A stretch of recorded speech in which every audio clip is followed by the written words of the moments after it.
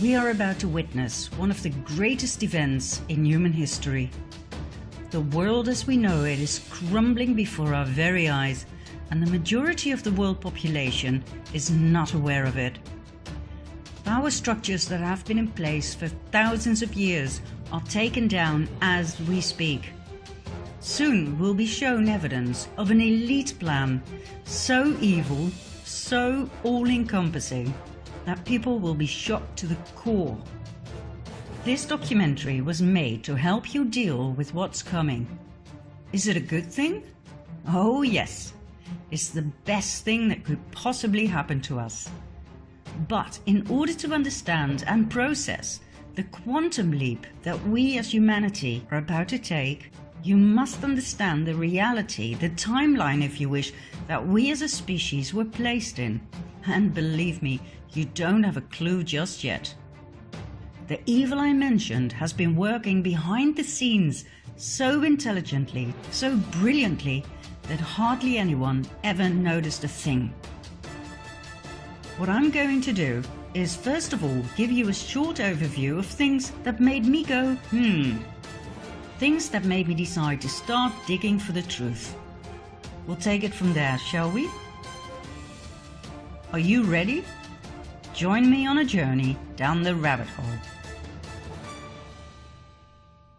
Let's start with the recent forest fires, for instance in California. Did you know that these fires forgot to burn trees? That they were capable of cutting through houses? That they burned trees from the inside out? That they were able to lift cars, tilt them and smash them down? Are you sure these are ordinary forest fires? And how about this one? We live in a world where mercury is considered highly toxic, but not when we inject it into children in absurd quantities.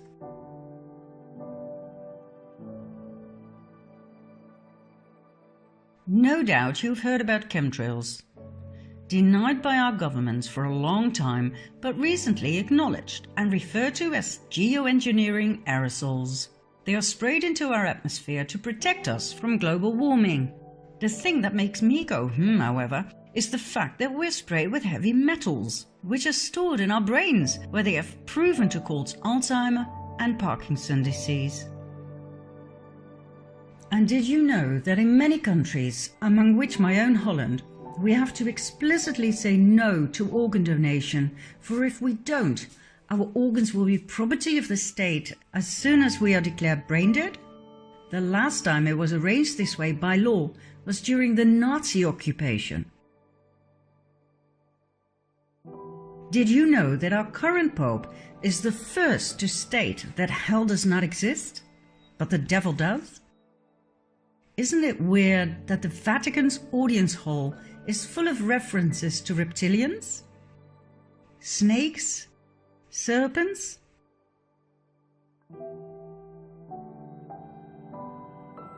Did you know the Vatican's telescope is called Lucifer? And since when does the Pope make the sign of the devil? 9/11. Whereas one bird can cause terrible damage to a plane, on 9/11 two planes managed to cut through steel. A third plane mysteriously disappeared in a building, and number 4 plunged into the earth without leaving any debris or bodies. The planes were piloted by terrorists who only had had a few flying lessons in a small Cessna.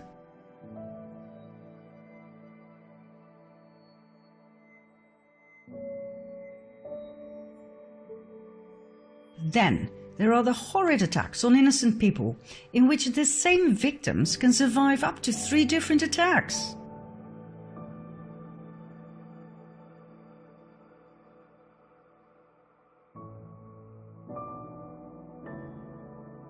This lucky young man survived being shot in the head. All he needed was a band-aid. And thank God not all victims are people of flesh and blood.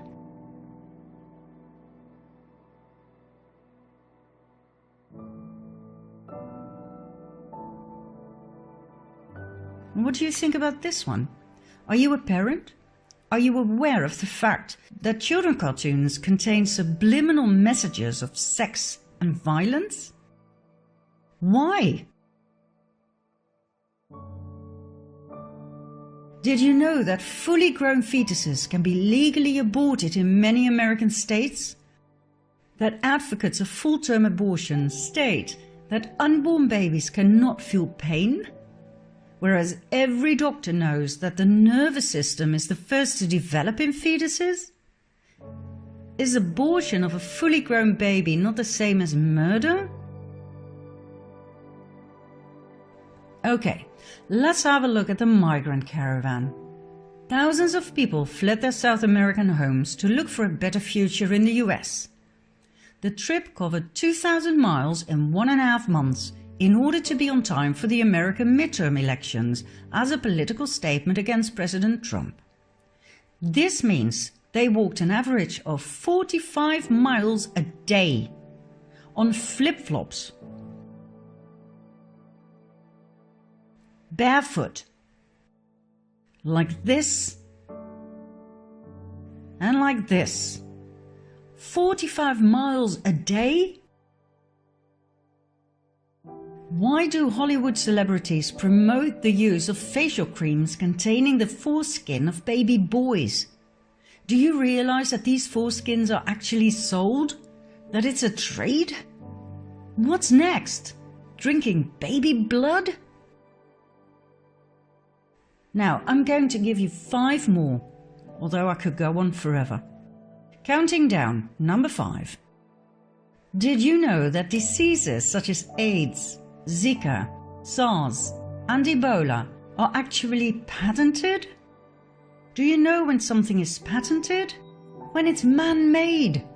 Man-made diseases, are you kidding me? Number 4. Your cell phone, laptop, tablet, and your TV contain spyware that works 24/7, no matter whether your device is switched on or off. This means you are constantly being monitored. Each and every conversation, whether at home or at work, is recorded. Why? And by whom? Number 3. In 2018, Monsanto, known for its genetically modified seeds and crops, plus its poisonous weed killer Roundup, was bought by Bayer, a chemical giant that produces mostly poison. In other words, our food supply is now largely controlled by the producers of carcinogenic poison. Monsanto started off producing Agent Orange, a very powerful and highly toxic chemical used during the Vietnam War to eliminate forest cover and to destroy crops. But it turned out to do just a little bit more than that, causing horrific birth deformities and various types of cancer. According to experts, the fusion of Monsanto and Bayer was the perfect match made in hell. Number 2. In 2018, Hillary Clinton admitted that she deleted 33,000 emails from a private server used as Secretary of State. Not only that, she used a hammer to smash her cell phones, SIM cards and hard drives. Any further evidence that could have been used against her in a court of law was destroyed by fire that conveniently started in the office of a mansion.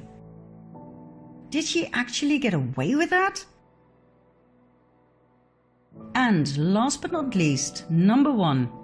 President Obama received the 2009 Nobel Peace Prize only months after his inauguration. Why, for God's sake? He came from nowhere and had achieved nothing at the time.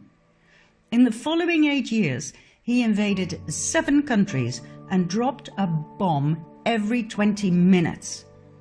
Who on earth was on that Nobel committee? The world is not what you think. And guess what all of these things have in common? They were completely ignored by the mainstream media. Not one news channel covered or questioned any of it. And just when I thought I'd seen it all, this became President of the US. I always thought there were two political sides in life, left and right. Left was for the common people, right was for the rich. But I soon found out that my ideas did not reflect reality at all. Obama seemed to have enchanted everybody, including myself, with his good looks and charms. But like I said, he invaded 7 countries. He was a Democrat, for God's sake. And Democrat Bill Clinton went from one sex scandal to the next, lying under oath and getting away with it. Maybe left and right were simply 2 wings of the same bird? In spite of my leftist upbringing and background and my fierce opposition against Trump, I decided to give him the benefit of the doubt. But how did he get elected in the first place? Just before the elections, WikiLeaks arose. Founded by Julian Assange in 2006, WikiLeaks is a giant online library of the world's most censored documents, obtained by whistleblowers at the highest level. Much information deals with war, spying, and corruption. Now, just before the presidential elections, WikiLeaks published highly incriminating evidence of the corruption within the Clinton Foundation and the Clinton presidential campaign. So, what happened? That happened. On January 20, 2017, Donald J. Trump was inaugurated as President of the United States of America. But how did WikiLeaks obtain the evidence of the Clinton corruption? It was leaked by an employee of the Democratic National Committee, Seth Rich, who was subsequently found dead with 2 bullets in his back. Who killed Seth Rich? We will find out in the next episodes. What do we have for now? Donald Trump as President of the US. And then, out of nowhere, arose the enigma of Q.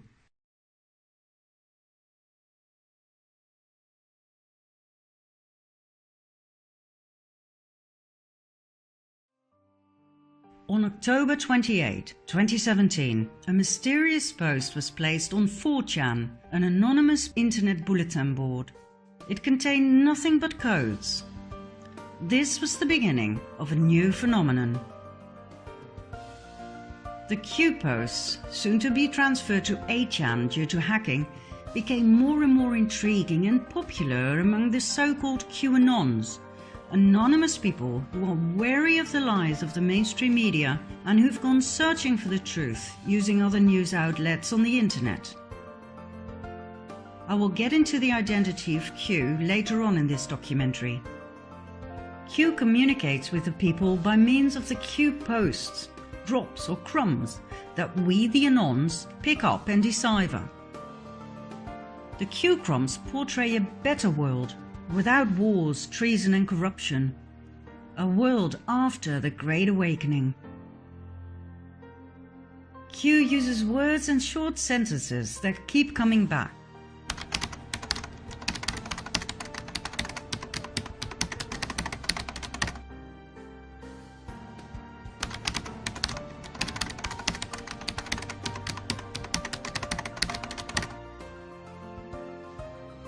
Sometimes the Q drops are short and to the point. Initials are used instead of full names. Sometimes they contain a lot of information. And sometimes combinations of letters and numbers are used for us to rearrange. The Q clock was introduced, and it took us quite some time to figure out how to read it. And then there was the Q map, containing an incredible amount of vital information. The map was made by Dylan Lewis Munro. It contains an overview of the true history of mankind and its covert power structures. Q is not a cult, as suggested by opponents.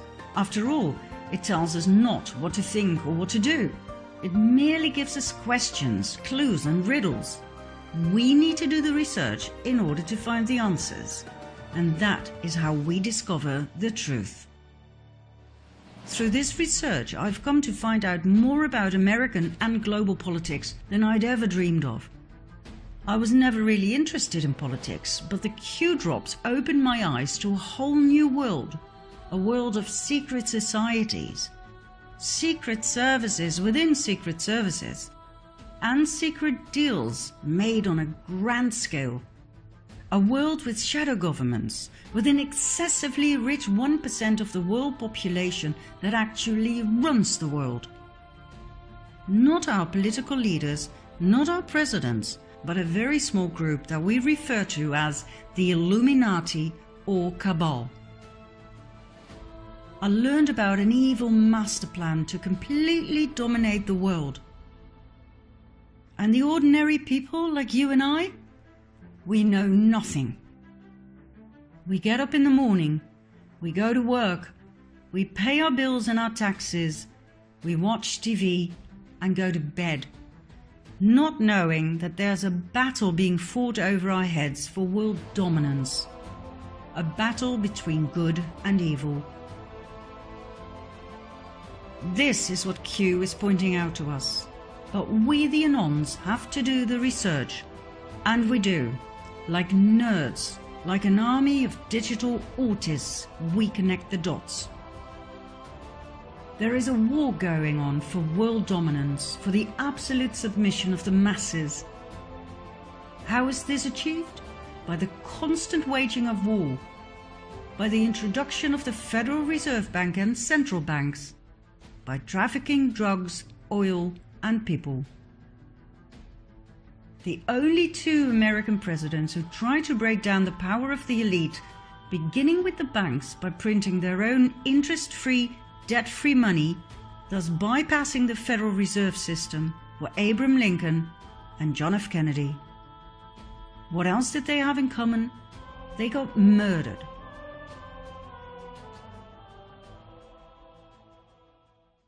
Now, why are the banks so important? What exactly is the Federal Reserve and its central banks? The Federal Reserve is the central bank system of the US, and in spite of the very misleading word federal, the Federal Reserve and all central banks around the world are privately owned. They are not government institutions. They are owned by some of the most wealthy and influential families in the world, two of which are close to the top of the power pyramid, the Rothschilds and the Rockefellers. The Federal Reserve was set up in 1913 after quite a bit of opposition from the US government and some very wealthy people, such as Benjamin Guggenheim, from a very influential mining family, Isidor Straus, head of Macy's department stores and politician, and John Jacob Astor, businessman, inventor, and probably one of the wealthiest men at that time. The wealth of these three men in those days was approximately $500 million, which today would amount to something like 11 billion. These men were so rich they could not be bought, not by any bank. What else did they have in common? Apart from money, power, and opposing the creation of the US Federal Reserve? They all died on April 15, 1912, when the ship they traveled on hit an iceberg and disappeared in the cold ocean. Coincidence? Let's just say the Titanic disaster was highly convenient. The rest of the opposition was easily cornered. US Congress was bypassed. The Fed was created illegally, unconstitutionally, something not many people are aware of. Let's have a look at the visible top of the power pyramid. There we have the Rothschild family.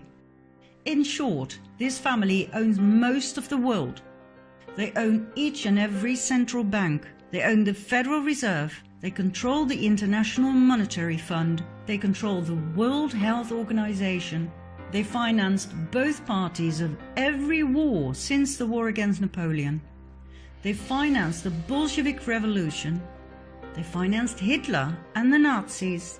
They financed the production of IBM's punching machines for an efficient prosecution of the Jews by the Nazis. And they had equities in Exxon and IG Farben, the dealers of Zyklon B gas for the Nazi gas chambers. The estimated net worth of the Rothschild family is $500 billion. When you have that much money and power, you can poke the chest of the Crown Prince of Great Britain like he's your bitch. And when you oppose their power and try to stop them from taking over your banking system by setting up a central bank in your country that loans money to you at insane interest rates that you can never pay back, so that your country becomes the eternal slave to the Rothschild banking system, as happened to every country around the world, you are either ousted or killed. Your country will be invaded and blown to smithereens in the name of democracy, supported by the mainstream media that portrays you as a dictator. The same applies to those who refuse to accept the almighty US petrodollar. Oh, and there's much more, but we'll leave that for another time. The Rothschilds are not the only ones dominating the world. They are just part of the 1%, the elite. Another family of great influence are the Rockefellers. They made their initial fortune through oil. That fortune led to massive industrial influence in American politics, the banking system, and the pharmaceutical industry. They founded schools and universities, leaving a huge imprint on what should and should not be taught to our children and students. The Rockefellers further expanded their tentacles of power into the medical world and into hospitals. They now own the Rockefeller University with its Academy of Medicine and the Academy of Sciences, the International Health Foundation, the American Cancer Society, the Drug Trust, the American Medical Association, and the FDA. Everything was in the hands of the Rockefellers. They further infiltrated the educational and medical system by means of the Rockefeller Foundation, giving grants to specific research programs such as the research and development of vaccines, for instance against Ebola, yellow fever, Zika, the flu, and Gardasil, which was further developed and promoted by billionaire and partner in crime Bill Gates. Every case of dangerous side effects such as miscarriage, autism, sterility, seizures, paralysis,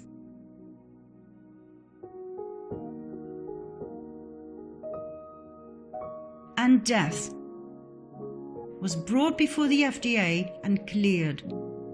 And all of the above was promoted by doctors and the media, where the Rockefellers had placed their representatives at the highest levels. Even presidents assured us it was safe. All use of alternative healing was demonized and prohibited, while the treatment with drugs and the drug dependency were pushed down the political agenda.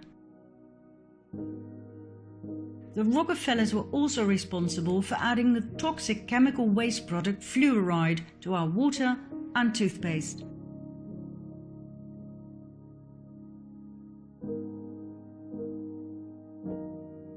And as usual, the media spread lies about its healing qualities. No doctor or dentist ever tested its efficacy. They simply told their patients what they'd been taught at the Rockefeller institutions. Yet another field of interest was the genetic manipulation of crops. The Rockefellers own millions of shares of Monsanto stock, as does their partner Bill Gates. Their mutual interest in eugenics, which aims at improving the genetic quality of the human population, will come as no surprise. Back in Nazi Germany, the Rockefellers financed the horrific eugenics experiments performed on Jewish people, trying to create a superior master race. So, in short, two very powerful families that rule the world and its population are the Rockefellers and the Rothschilds. And guess what? They are not even the most powerful. There are other families that exceed the Rockefellers and the Rothschilds, both in money and in power. But I will not go any deeper into that at this stage. We'll save that for later, shall we? There's one more man I want to put in the limelight right now. George Soros, described by the mainstream media as investor and philanthropist. His net worth? $25 billion. Soros was born in Hungary. After World War II, he moved to England and then on to the US, where he made a fortune with his hedge funds and his merciless ways to manipulate the financial market, using crises to further increase his own wealth and expand his power. He prides himself in taking no responsibility for his actions and the destruction he caused to literally millions of people. I quote, "I am here to make money. I cannot and do not look at the social consequences of what I do."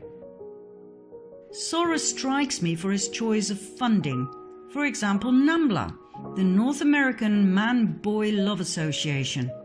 Their goal and their slogan, "Sex before 8, before it's too late." This is their mascot. Why does this great benefactor support a pedophile club such as NAMBLA? Then there's Antifa, the anti-fascist movement. When we look at their actions, we see nothing but violence. They show great resemblance with fascism, which is rather strange for an anti-fascist movement. Even one of their flags is weird in that sense. Why would anyone finance such a thing? The same goes for Black Lives Matter. Why sponsor a movement that pretends to be left-wing but shows nothing but riots and violence in practice? Do you want to know what we're dealing with here? Then follow me to part 3.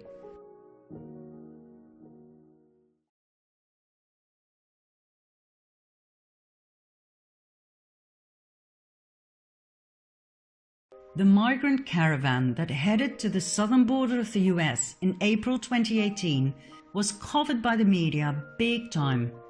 According to the official reports, these people came mostly from Honduras, where the caravan had started, and then people from Guatemala, El Salvador, Nicaragua and Mexico joined the march. The main reasons for them to flee their home country were gang violence and poverty. When I saw the first pictures, I was shocked. But then I realized there were just too many images of women and children, which is always a sign of media manipulation and a hidden political agenda. Always. Critical thinkers like the QAnons studied the pictures closely. Too many things did not add up. Like I said in part 1, these people had to walk for 45 miles a day, each and every day for 1.5 months. But these people don't look exhausted. They're not dirty or sweaty. I mean, look at them.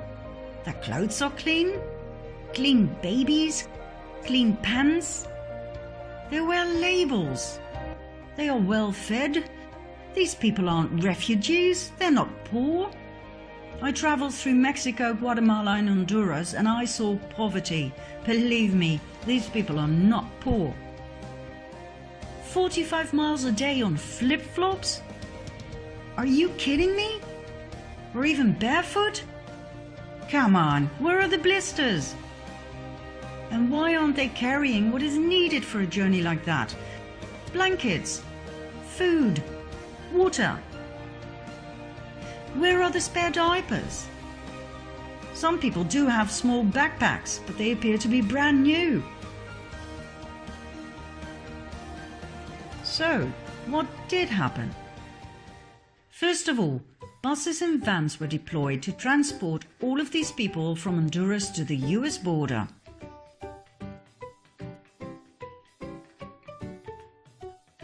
Flip-flops? No problem.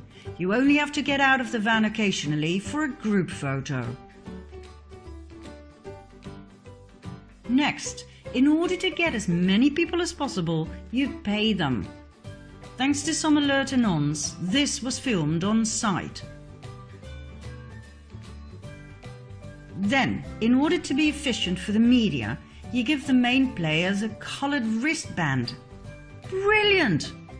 Different colours have different meanings, all known to the reporters and the cameramen.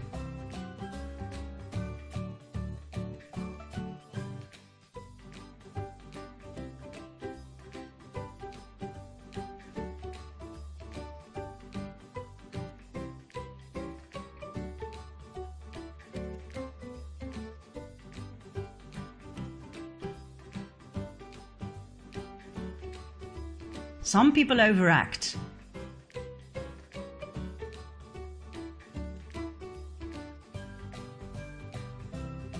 Others are really convincing and make it to the World News Report. Meet Maria Meza and her 5 children, all the way from Honduras. She made it to every news item on TV, telling about her terror, the fear for her children, their eyes all wet and swollen due to the tear gas that the American Border Patrol so viciously threw at them. Well, Maria, there are a few flaws in your story. I've looked at every single picture of you and your beautiful girls. None of them show any signs of tear gas.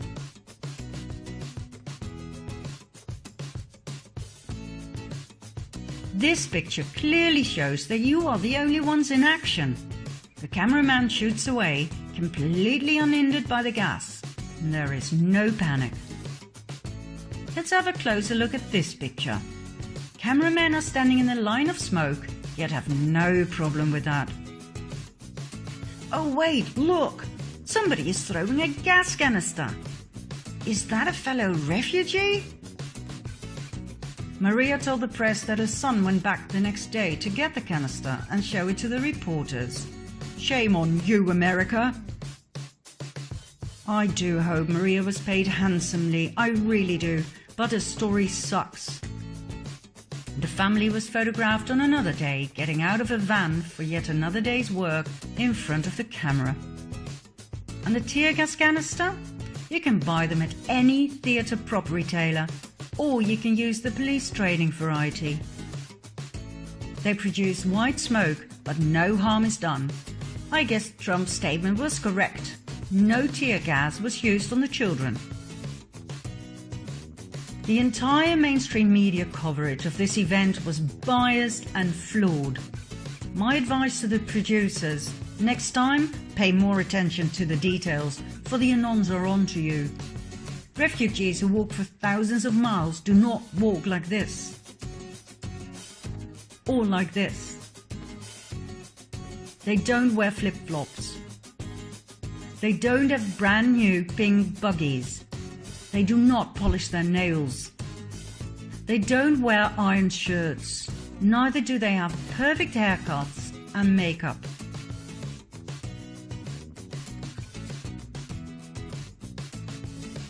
When they say they flee their country because they're so poor they can't even buy food, don't show them with digital cameras and iPhones.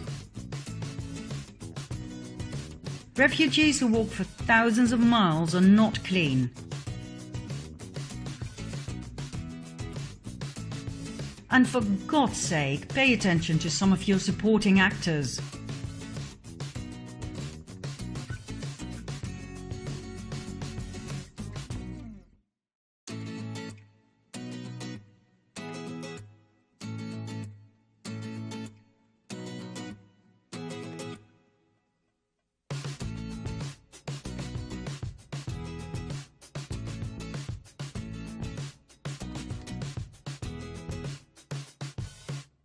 And when you Photoshop someone into a picture, make sure you don't forget his leg. Oh, and make up your mind, will you? Do you want the shirt on or off? And what's with the Disney obsession?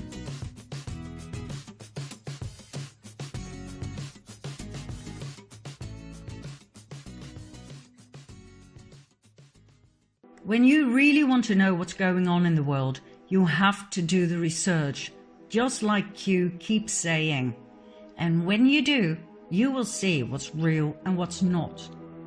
The migrant caravan was a staged event with a political motive. Who was behind it? Who financed such a great event? George Soros. That's right, our great benefactor George Soros, connected to the pedophile club NAMBLA and the rioting and violent Antifa and Black Lives Matter. How do we know he's behind all of these so-called social movements? Well, it's not really a secret. According to an analysis of his tax filings, he invested $33 million in the notorious Ferguson riots alone. Soros promised everyone who participated in the massive protests $15 an hour. In the case of the migrant caravan, all they had to do was play the part of poor refugees looking for a safe haven. Money, new clothes, food, toys, and an extra bonus if you play your part well. Who'd refuse a job like that? Soros made a mistake by not fulfilling his financial promises. So then we had more riots, this time by angry actors who demanded payment. Videos of Antifa members shouting, "Soros, Soros, where's our money?" went viral. Yet everything was hushed up by the mainstream media. So, what's his motive? Why would anyone invest so much money in these massive and well-organized movements? To destabilize a country. To create division. Division by skin color, by political wing, by religion, by gender. A divided people is easy to rule. A united people is not. Let's go back to the Q phenomenon.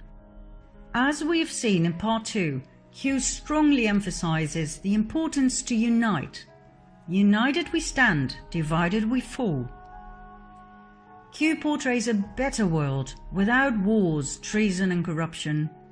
And whether you like it or not, the task to get there has been put in the hands of Donald J. Trump. Now, normally when I say this to people, I get the most vicious looks. Thanks to the mainstream media, the majority of the Dutch people believe Trump to be a narcissistic dictator. But hey, let's talk some facts here, shall we? Trump went to North Korea. He'll start a nuclear war, the media shouted.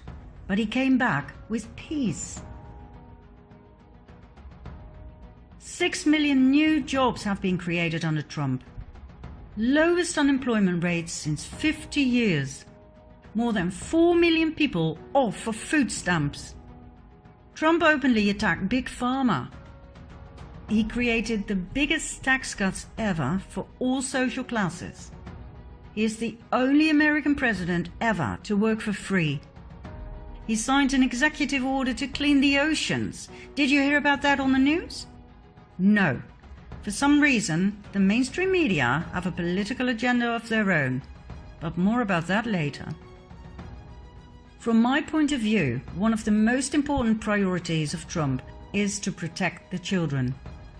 Right after his inauguration, he stated that his administration would focus on ending the horrific practice of human trafficking, also referred to as modern slavery.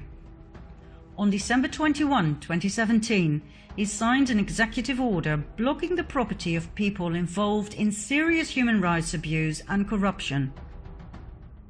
More executive orders followed to protect victims of human trafficking. A huge campaign was deployed to educate parents and children about the dangers of human trafficking.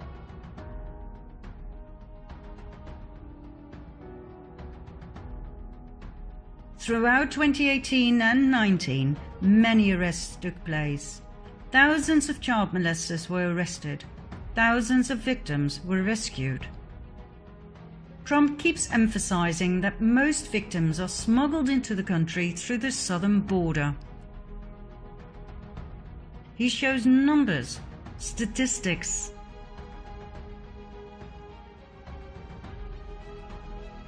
He made January Human Trafficking Awareness Month. He informed the people about MS-13, a criminal gang responsible for raping and killing many American citizens. He swore he would take them down to the last member. He keeps emphasizing the drugs problem and the billions of dollars plus the countless lives it costs each year. He keeps pleading for a wall, anything to reduce the drugs and human trafficking numbers as much as possible. But the mainstream media keep twisting his words, making it sound like immigrants aren't welcome. I've watched these interviews time and again, and I can assure you that according to President Trump, immigrants are most welcome, but they have to come in legally. The funny thing is, Bill Clinton wanted a wall. Obama wanted a wall.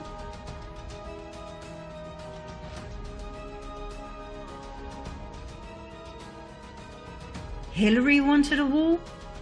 They all voted for a wall when they were still in the Senate.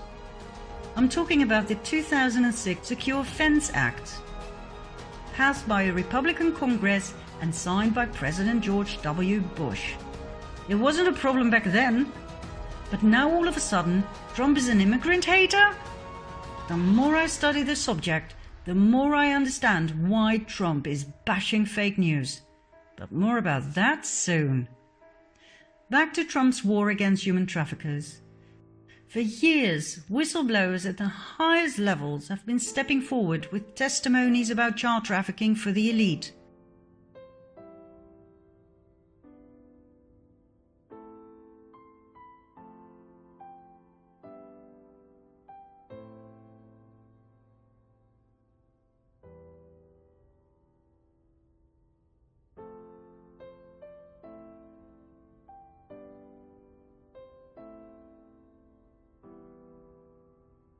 This is nothing new. It was just never dealt with. Until now. The thing is, when I talk about this in my presentations, people don't want to hear about it. They don't want to look at these pictures. Which I understand. I would rather look away as well. But that reminds me of the famous one-liner of the Germans right after World War II, after being confronted with the painful question, how could you let the Nazi atrocities happen? Why didn't you do something? The answer was always, wir haben's nicht gewusst. We didn't know. Of course they knew. It was just too painful and too dangerous to acknowledge it and to do something about it. Well, I will not look away any longer.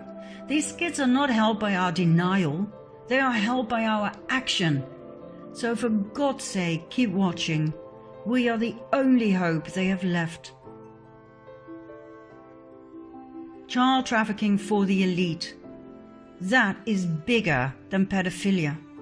We are talking about a huge criminal organization kidnapping children and selling them to high-ranking officials from mayors, judges and senators to presidents and even royalty. Do you think this is far-fetched? Do you think it's just a conspiracy theory? Get ready for some conspiracy facts in part 4.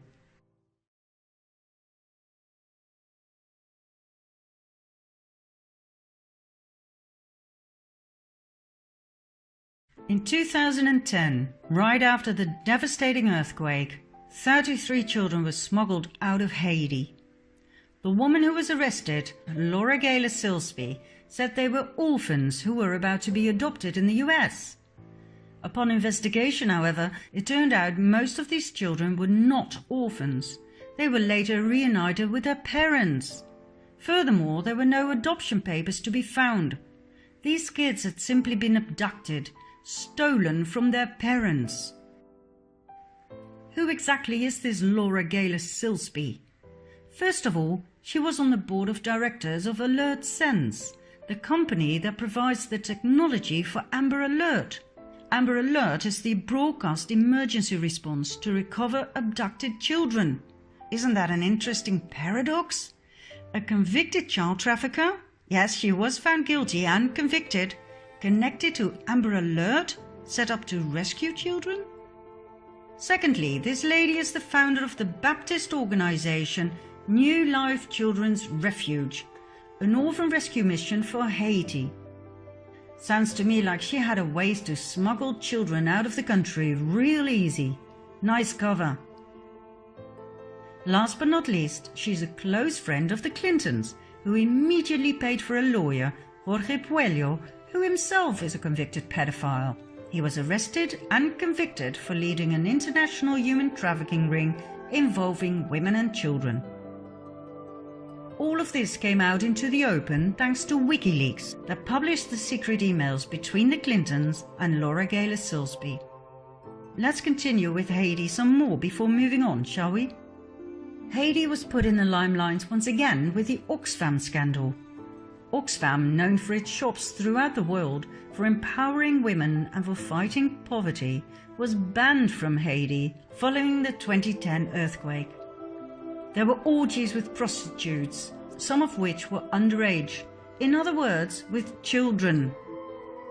Leaked emails further confirm that $3 million were diverted from Haitian relief funds via the Clinton Foundation to pay for Chelsea's extravagant 2010 wedding. When Trump called Haiti a shithole, the whole world went mad. But he was right. What he referred to was what the so-called non-profit organizations had turned the island into after the earthquake.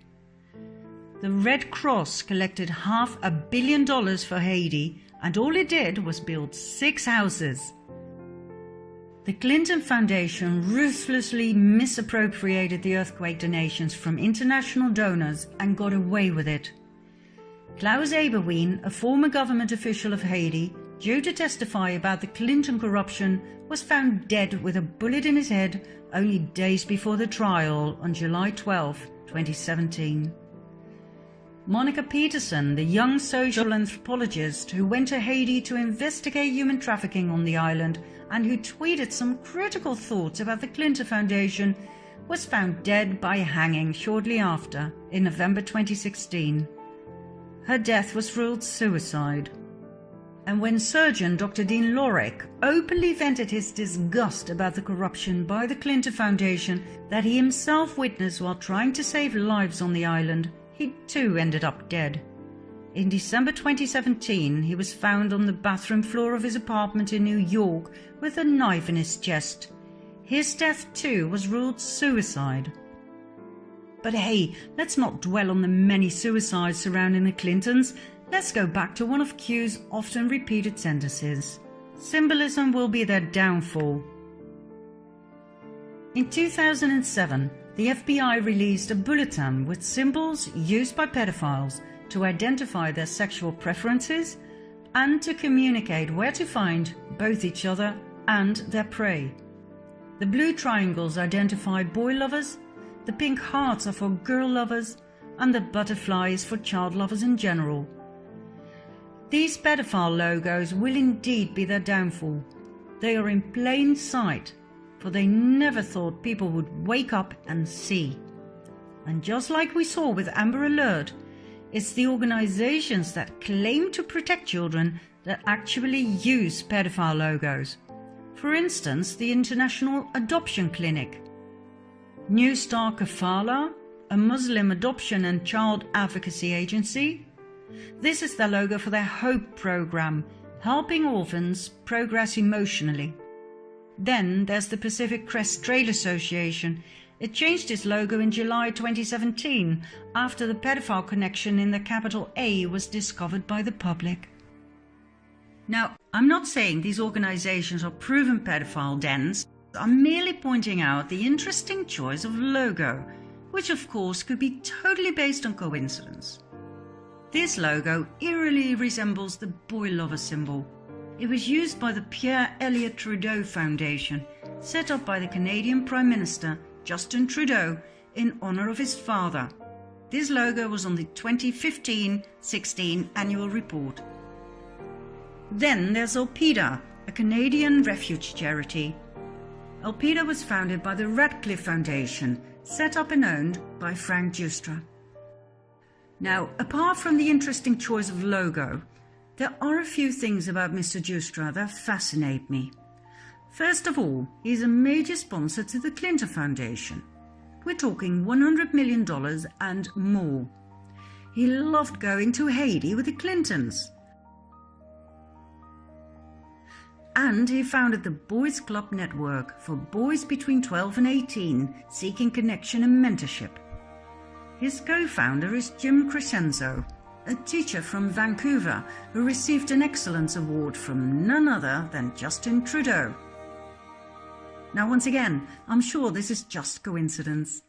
But what is it that Q keeps saying about coincidence? How many coincidences before mathematically impossible? For someone who claims to be a decent family man, Justin Trudeau sure has some interesting friends. Take Christopher Ingvelson, a Canadian private school teacher, convicted for the possession and distribution of child porn. For many years he was Trudeau's friend and roommate. Then there's his best friend Peter Dalgleish, the world-renowned humanitarian who was caught in the act in Nepal with 2 children aged 12 and 14. He was the founder of Street Kids International and the Trails Youth Initiative program. Now, I'm sure these programs do great things for kids, but why choose pedophile logos? And why are so many set up by registered and convicted pedophiles and sex offenders? I mean, if you're a pedophile, wouldn't it be great to have your own child protection program? To have access to all those lovely children to pick from? Mind you, these children often come from troubled backgrounds. Some have criminal records. Many suffered from neglect and abuse in early childhood. Easy prey, and no concerned, loving parents to protect them. I mean, look at CPS, the Child Protective Services, exposed in 2007 for legally kidnapping and selling children for adoption out of foster care. The lady who exposed them, Congresswoman Nancy Schaefer, was murdered in 2010. Now back to Trudeau's interesting best friends. Here we have Ben Levin, former Deputy Minister of the Ministry of Education, arrested and convicted in 2013 for making and distributing child pornography. Then there's Jan Gomeshi, the Canadian CBC radio host, arrested and charged in 2015 with 7 counts of sexual assault and 1 count of overcoming resistance by choking.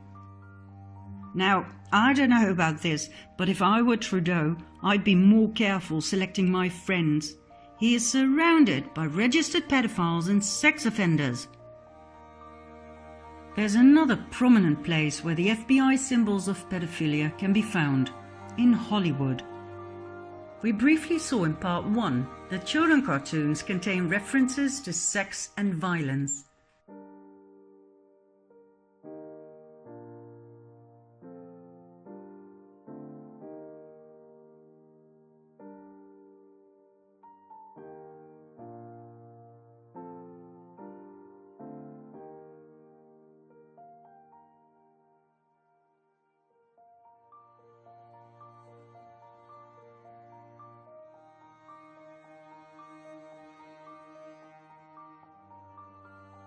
Doesn't that make you wonder who Walt Disney really was? Why are children exposed to Illuminati symbols, such as pyramids and the all-seeing eye, time and again?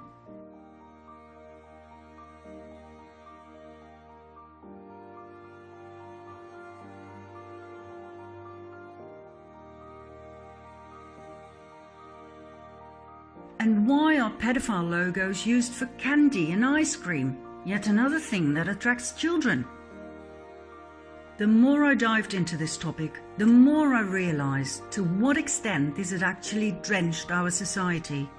Top directors such as James Gunn, who openly and proudly tweet about being a pedophile. I guess this is normal in Hollywood?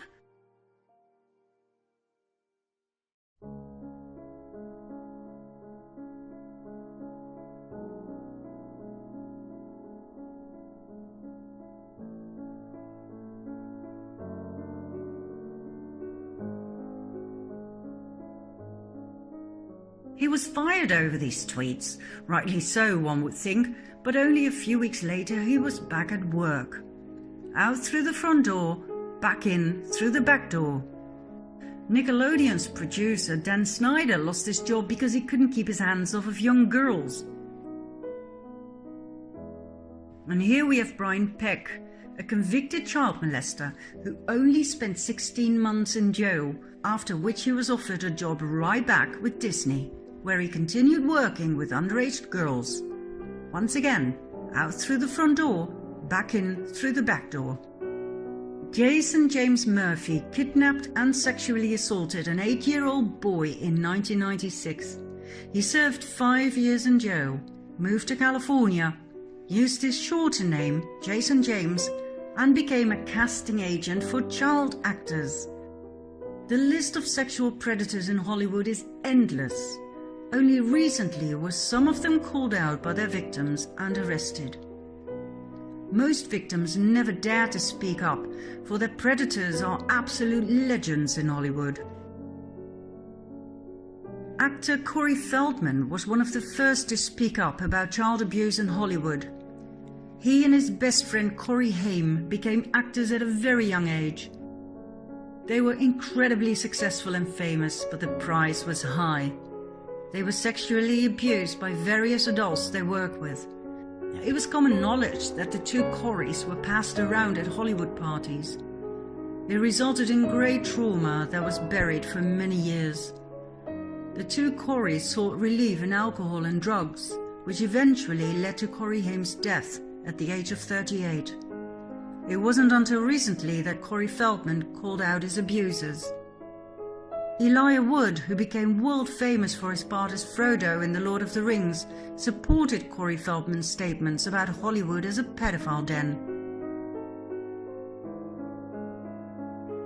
Elijah was protected by his mother, who wouldn't let him visit any of the parties where a lot of the abuse took place. World-renowned actors such as Robert Downey Jr. and Brad Pitt also stepped forward to support all of these statements.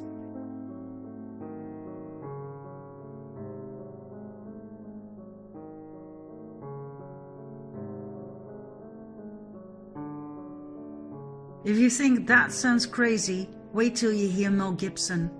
The world-famous megastar, both as actor and producer, was blacklisted by Hollywood for stating that Hollywood is a den of parasites who feast on the blood of kids.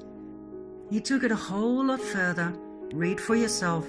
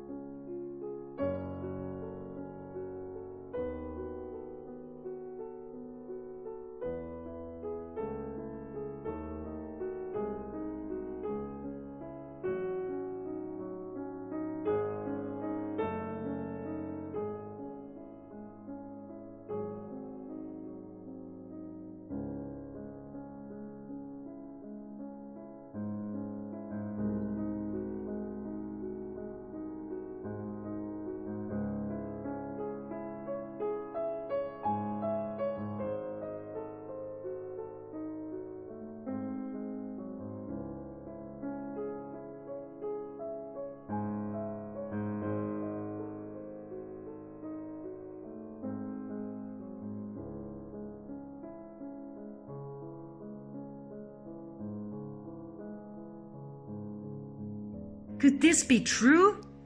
Eating babies? Drinking their blood? Will this have a happy ending? Oh yes. Let's move on to part 5.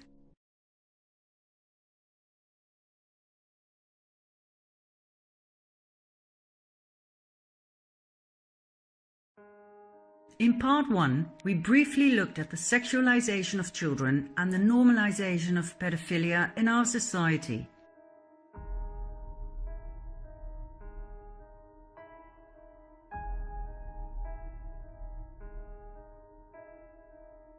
Innocence is sexier than you think? And what about this clothing store called Sweet and Sexy Kids? What the hell is sexy about kids? At an academic presentation at Cambridge University in June 2018, it was actually stated that the majority of men are probably pedophiles and that pedophilic interest is normal and healthy.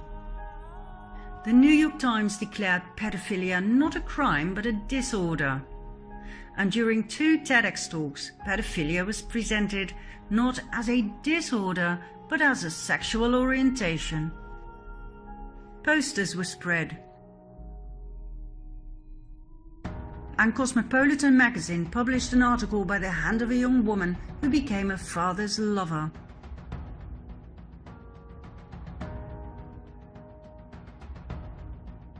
Now, of course, in order to make all of this legal, the age of consent had to go down, so that having sex with a child would no longer be a crime. No problem. Judges and politicians at the highest level did their utmost best to take care of that.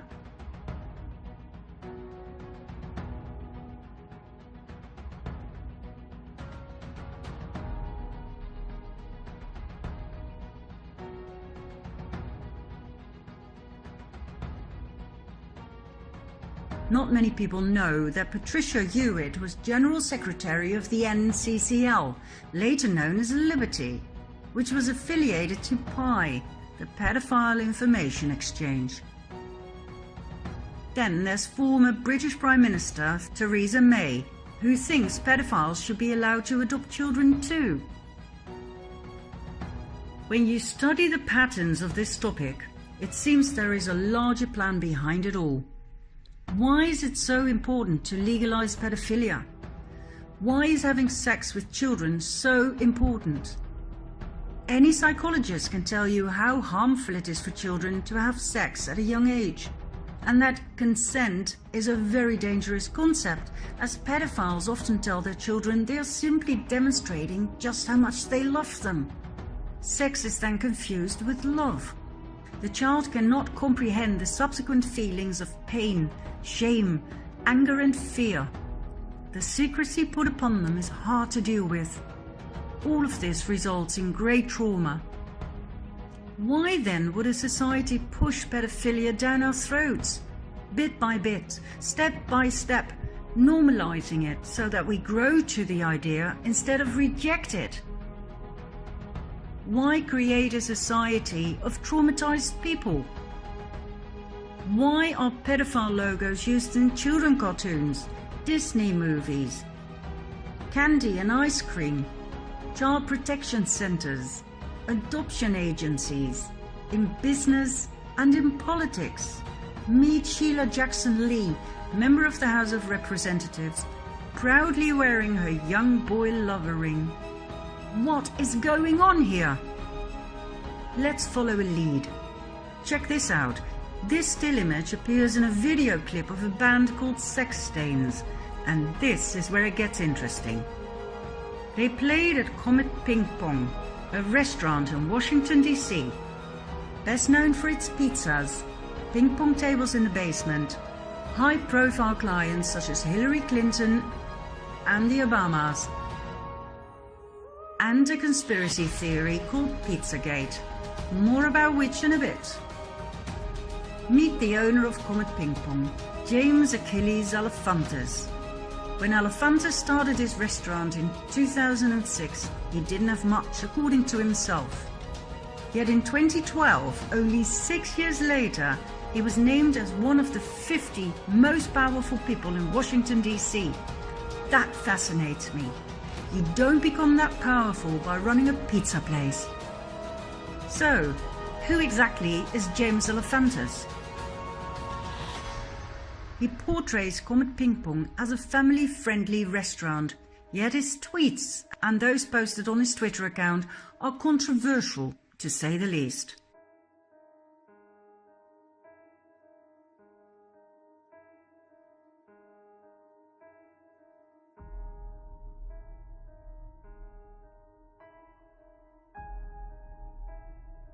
It's clear that Elephantus loves art. Comet Ping Pong often displays the work of artists with a very specific taste. This is the work of Arrington de Dioniso.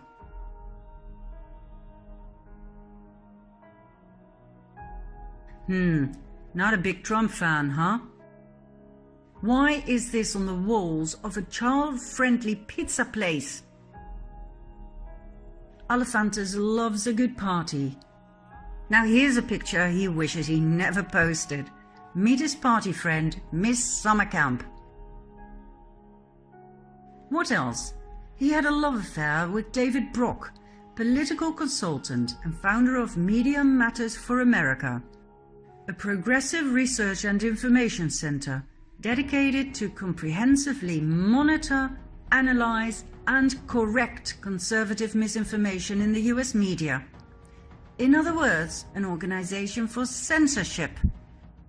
Brock's Media Matters received $1 million from none other than George Soros back in 2010. Brock also founded Correct the Record with the sole purpose of censoring all negative reports on Hillary Clinton on social media. Censorship once again. So, James Elephantus is definitely a lead we must follow. What else do we know about him? He is best friends with the political top of the US. He is closely connected to the Podesta brothers, John and Tony Podesta. John Podesta is quite a hotshot in American politics. He was White House Chief of Staff to President Clinton, Counselor to President Obama, and Chairman of the 2016 Hillary Clinton presidential campaign. Tony Podesta is a political lobbyist and art supporter. He and his ex-wife Heather collect the work of, for instance, the Dutch artist Margie Geerlings.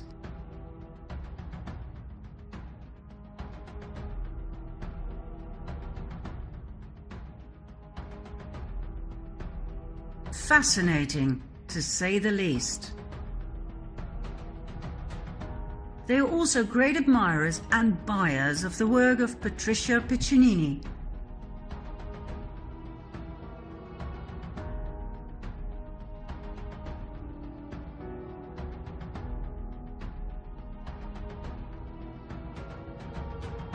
And what about the work of Biljana Đurđević that actually adorns the Podesta's living room?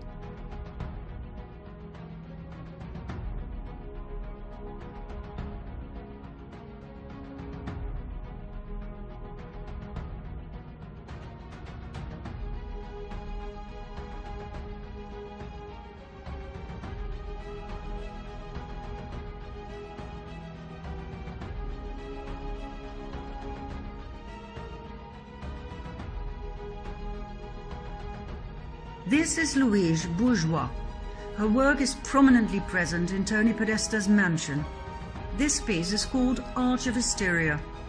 It greatly resembles the work of Jeffrey Dahmer, a serial killer who liked to dismember his victims and leave them in a somewhat awkward position.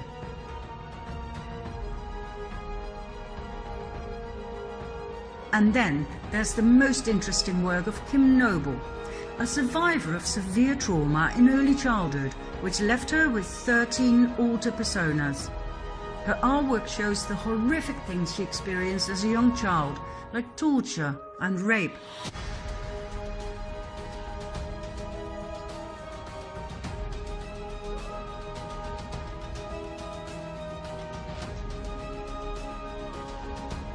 Her work was exhibited in Comet Ping Pong, our child-friendly pizza place. Now, I don't know about you, but this makes me sick as a dog. The more I studied Pizzagate, the more I realized this was quite likely conspiracy fact, not theory.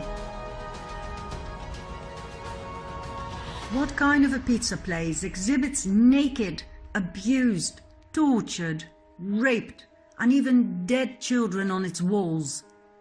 What kind of man becomes one of the most powerful people in Washington, D.C., serving pizza? How come the political top of the US, the Podestas, the Clintons, and even Obama, president of the US at that time, how come they all want to spend time with a sick perv like Elephantis? I think I know.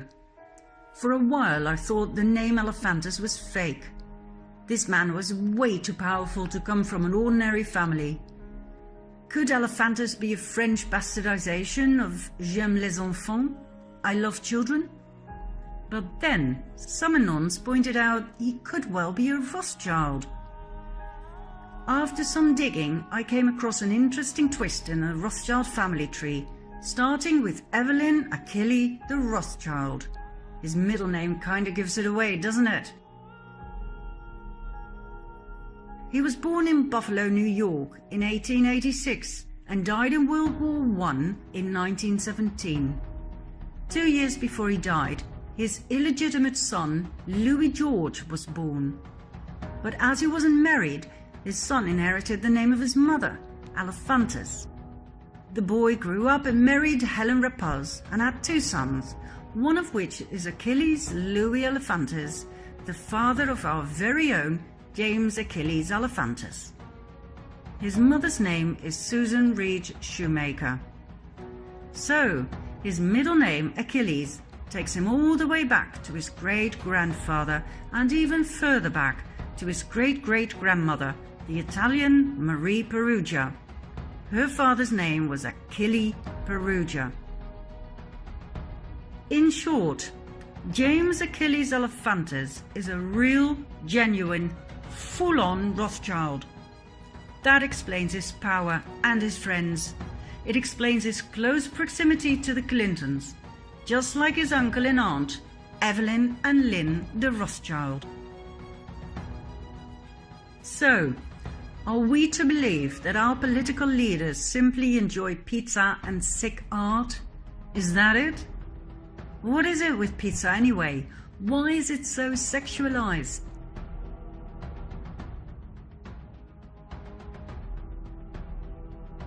What's with the Besta Pizza pedophile logo? Which, by the way, was quickly changed the moment Pizzagate became an item. Is it all just a coincidence that the Podesta emails, revealed to the public by WikiLeaks in 2016, contain countless pizza-related words such as cheese, hot dogs, pasta, walnut sauce?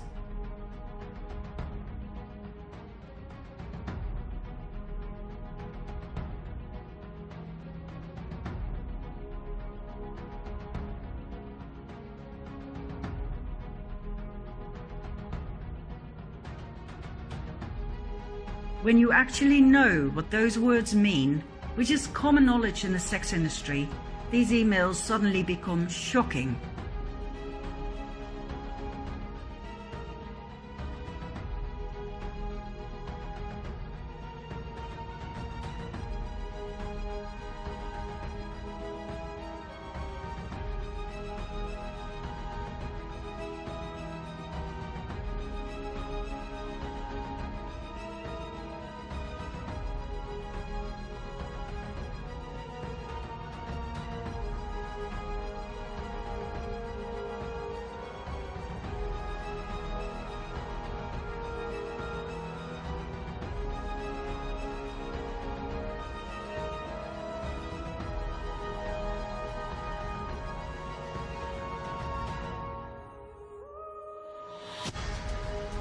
Is this why Hillary deleted 33,000 emails, for which she is currently scrutinized?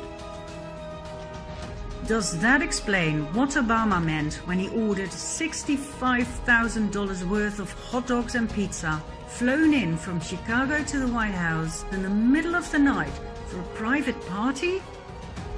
Is that why Hillary emailed Obama warning him he needed to be more careful next time? The hot dogs can come, but if you make a spectacle out of it, that will be our downfall. And I think it would be wiser to restrict this activity to our predetermined locations. Really? For a few hot dogs?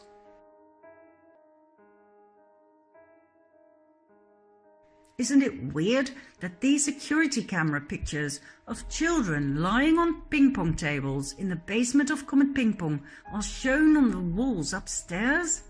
Who the hell was watching them?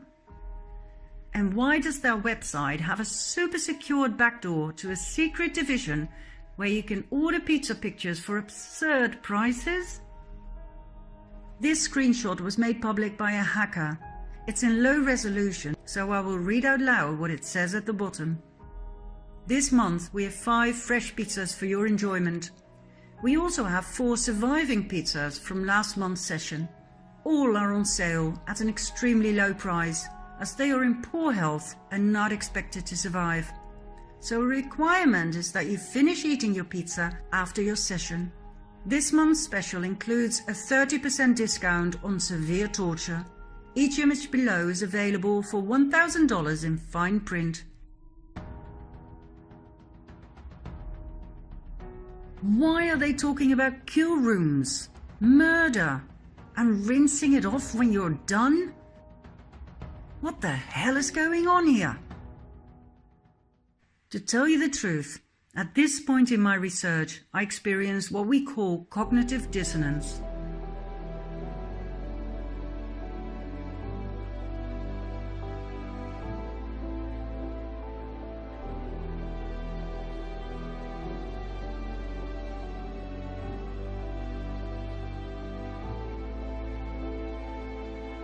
What I'd found out was so contrary to my belief system that I wanted to dismiss my discoveries. It just could not be true that the people we trust, the ones we vote for, were so evil. I simply could not handle the facts. How could people so charming and intelligent be part of a child trafficking pedophile ring where children were tortured, raped and killed for pleasure? Or, as I would later find out, for something even more horrific? I felt like I'd ended up in a nightmare. All I wanted to do was dismiss it all. Couldn't it just be all coincidence that the Clintons and the Obamas and Trudeau, beautiful, charming Trudeau, had surrounded themselves with the wrong friends? If their friends are all pedophiles, that doesn't mean they are, right? And maybe they don't even know about their friends' sexual preferences? I mean, I know Bill Clinton's healer, the Brazilian John of God, was recently arrested for keeping sex slaves whom he made pregnant time and again. I know he admitted to selling the babies for thousands of dollars and killing the slave mothers after 10 years of giving birth. I know the main whistleblower in this case suddenly died a suspicious death, but come on! How could Bill Clinton have known? And I know he went to the private island of convicted pedophile Jeffrey Epstein. I know he was on the passenger list 26 times, together with other sex offenders like Kevin Spacey, who was recently arrested for multiple rape accounts, among others with young boys. But that doesn't make Clinton a sex-raging animal, right? I know he was investigated for the rape of a young boy by Jenny Moore, a former police officer who informed the FBI and the Department for Homeland Security, after which he suddenly died in a hotel room. But that doesn't make Bill Clinton a murderer, does it? I decided to do more research. I needed more supporting evidence. I went back to the artwork. I was intrigued by the bathroom or swimming pool or whatever it was. Where was it? When this appeared on 8chan, I knew I was on the right path. Not just me, but thousands of anons searched for it and found it. It actually existed. Do you want to know where it is? Come with me to part 6.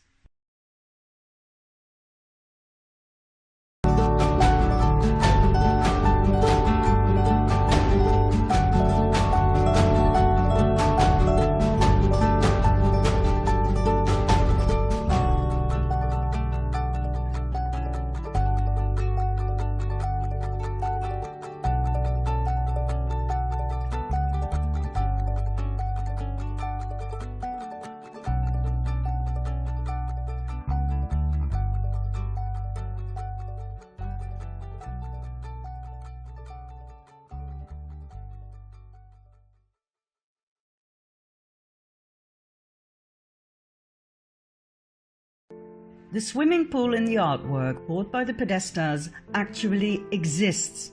It is the subterranean swimming pool at Biltmore Mansion in Asheville, North Carolina. This was the home of multimillionaire Gloria Vanderbilt, who recently passed away at the age of 95. Here we have Gloria and her two sons, Anderson and Carter Cooper. Carter committed suicide when he was 23.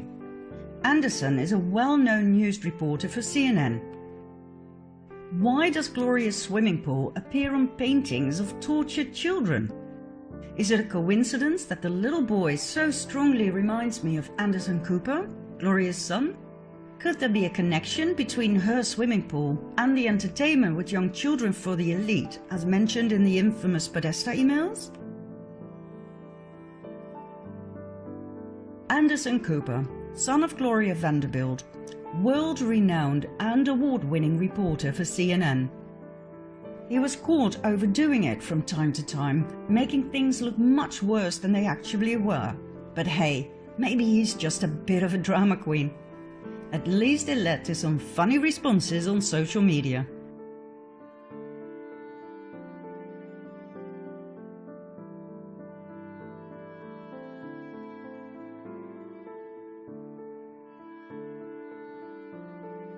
The question remains, is it okay for a media outlet to deliberately broadcast such exaggerations? Is that honest broadcasting?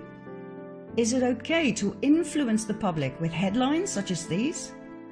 Is it okay for the Dutch news network NOS to show a twisted version of an interview by BBC's John Sweeney asking Putin about the killings in the Ukraine, where the NOS edited the original interview so that Putin seems to walk away, ignoring Sweeney?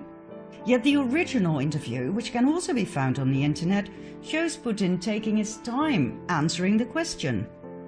Is it okay for several American news outlets to accuse Trump of raping a 13-year-old girl together with Jeffrey Epstein, a convicted pedophile?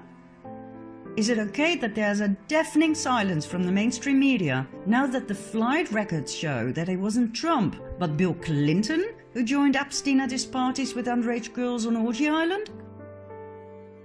Is it okay that Trump's words about MS-13 gang members being animals were totally twisted, obviously on purpose, so that he seems to refer to immigrants being animals?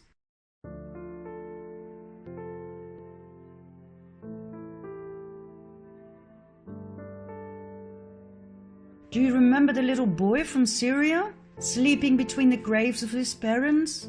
That too was staged and broadcast on purpose, as to manipulate the people into yet another war. The boy was paid to lie there. I don't know about you guys, but this is not okay. It's not okay to fake white helmet saving a wounded man right after a bombing, only to have a selfie taken. That's deceit. It's not okay to lie to the public about Syria and the alleged chemical attacks, so that yet another war can be justified. For months we were lied to by the mainstream media. Remember this poor little girl? You probably will, for she was used 3 times for 3 different rescue missions in 3 different months in 2016. I find that shocking. It is not okay to fake attacks on women and children to trigger an emotional response that justifies the invasion of yet another foreign country. I find it horrifying to see the well-designed deceit of Western people who watch and trust the news.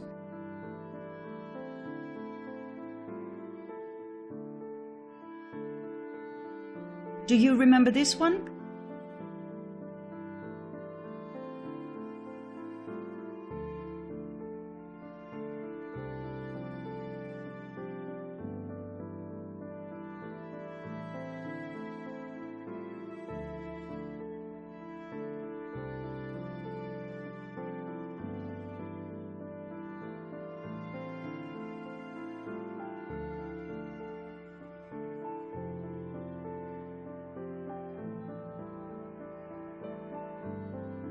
I could go on for hours with examples of fake news, but I think this is enough. For now at least. I'll give you 2 more to digest. In 2015, during a presidential rally, Trump imitated reporter Serge Kovaleski, whom he had caught lying. It concerned an article from 2001, in which Kovaleski wrote about people cheering the fall of the Twin Towers. When Trump quoted the article in 2015, Kovaleski backed out, saying he didn't remember writing the article. Well, the article could easily be found on the internet, and Trump called out Kovaleski for his lie. But the mainstream media seized the opportunity and used these headlines: "Trump mocks the disabled." Kovaleski suffers from arthrogryposis, but that does not cause the weird movements Trump made. On other occasions, and in exactly the same way, Trump had imitated Senator Jim Mattis, presidential candidate Marco Rubio, a general, and a bank manager who all got away with lies. However, as Mattis, Rubio, the general, and the bank manager were not handicapped, they were of no use to the mainstream media.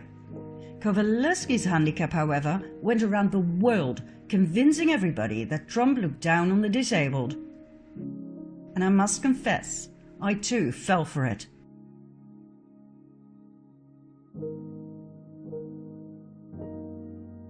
Then, last but not least, for 2 years the mainstream media kept pushing the liberal agenda on Trump and the alleged Russian collusion, whereas on March 23, 2019, the Mueller investigation officially ended and nothing was found. After 2 years of doing everything they could to take Trump down, they found absolutely nothing. Trump was cleared, yet the mainstream media kept repeating, "Something has to be wrong with this president."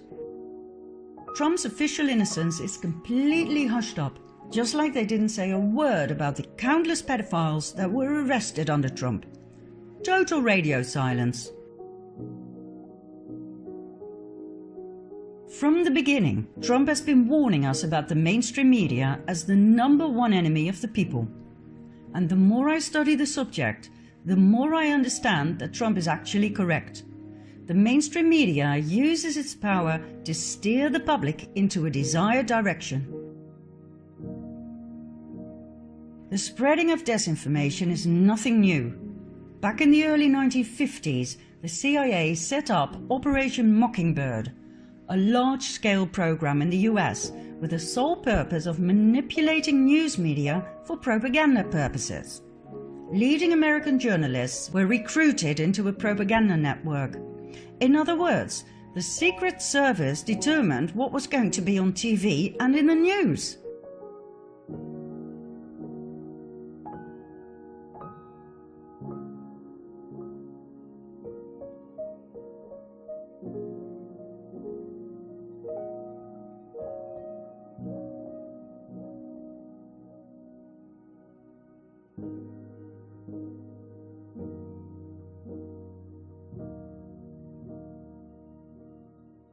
Has anything changed?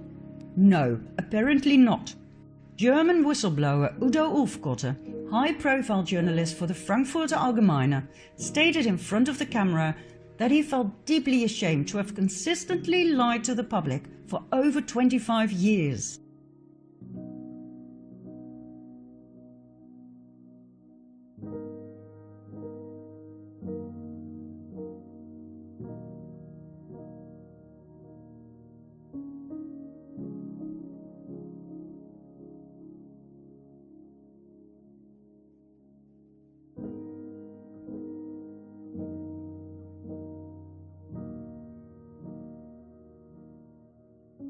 Ulfkotte died of a heart attack shortly after, in January 2017.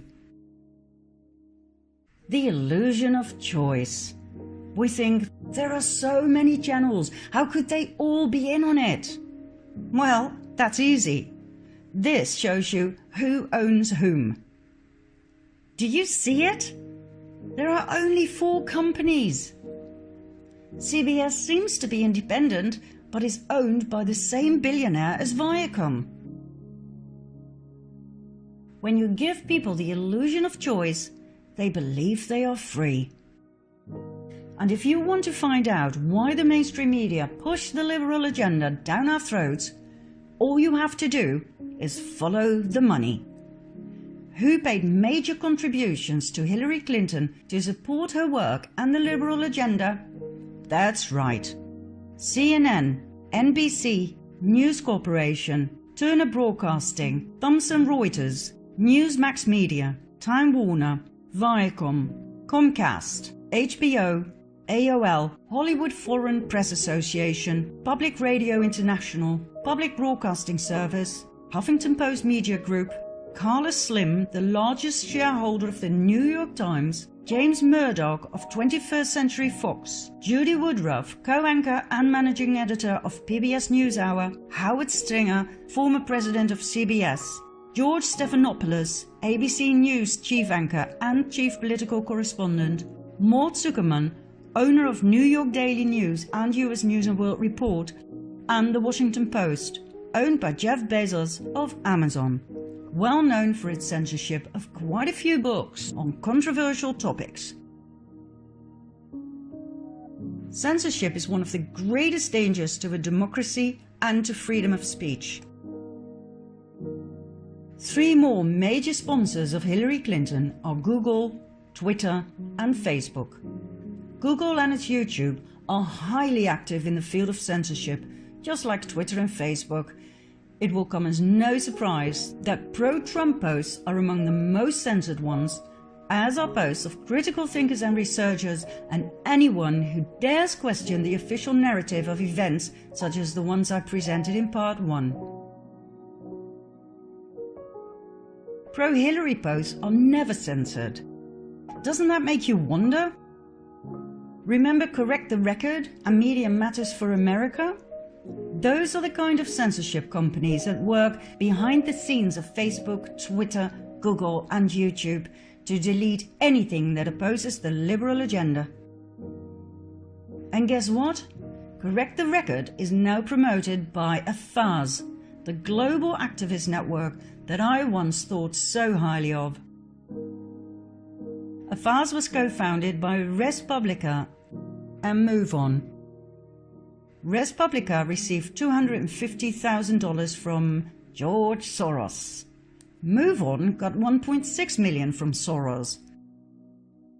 AFAS's founding president and executive director Riken Patel has consulted for the Rockefeller Foundation, the UN, the Gates Foundation and the International Crisis Group, with Soros as chairman and Frank Giustra as CEO.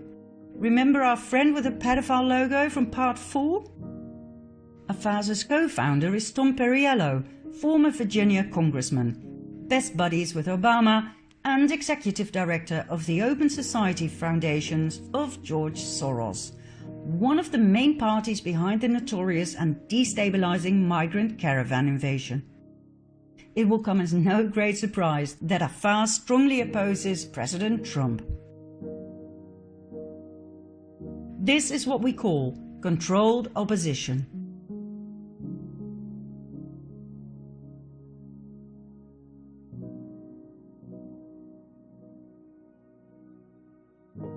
Like I said, censorship is dangerous. The so-called fact-checkers are dangerous. Snopes is one of them, set up by a couple from San Fernando Valley, David and Barbara Mickelson. The couple fell out. Barbara accused David of spending 98 grand on prostitutes, which is probably true as he divorced Barbara and married call girl and porn star Elisa Young, aka Erin O'Brien, who is now Snopes' administrator. Snopes' only fact-checker is Kim LaCapria, also known as sex and fetish blogger Vice Vixen. That, my friends, is fact-checker Snopes. There are no researchers, no investigators, no lawyers, no documents to support their findings, and they are strongly politically biased. Yet they are generally accepted as fact-checker. I find that most shocking. Do you get the picture? Operation Mockingbird never ended. John Podesta, one of the key suspects in the Pizzagate scandal, got his own column in the Washington Post, writing about politics and policies. How the hell is he supposed to give an objective view of Trump, his worst enemy? John Brennan, head of the CIA till 2017, now serves as senior analyst for NBC News and MSNBC. Anderson Cooper worked for the CIA before he became a news anchor. According to himself, it was only an internship when he was 19, but I wonder how many young men are approached by the CIA for an internship. Anderson did not even have the proper education to be offered a job, yet in no time he became the face of CNN. The secret services still decide what the people are supposed to think and believe. If they want to invade yet another country, they will use the mainstream media to make you believe that that particular country needs to be freed of a terrible dictator who kills his own people. The real reason for the invasion will quite likely never be known to the public. It'll probably have to do with oil, or the installment of yet another Rothschild bank. But hey, who cares? It was in the news that they freed those poor people from their dictator and that democracy was bestowed upon them. And if it's in the news, it's true. End of story. Well, no, it's not. If the media coverage is controlled by secret services, it seems only logical to me to focus on the things they refuse to cover or ridicule. Number one topic that comes to mind? Pizzagate. Debunked by the mainstream media like nothing else. Let's continue with a bit of additional research in part 7.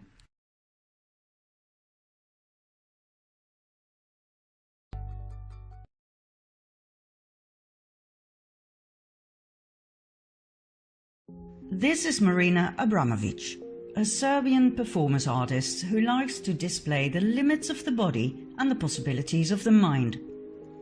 She pioneered a new notion of identity by focusing on confronting pain, blood and physical limits of the body. Let's have a look at her work.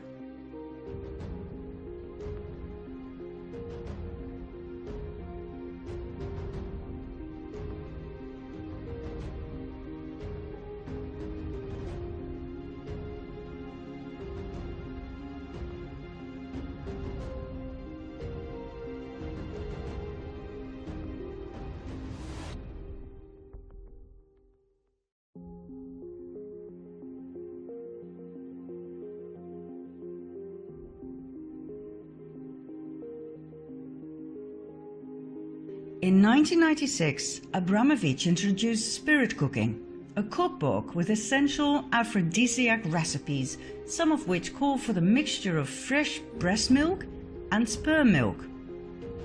When WikiLeaks posted this, it definitely had my attention. Spirit Cooking later took on the form of dinner party entertainment for her donors and friends. The link to cannibalism is obvious.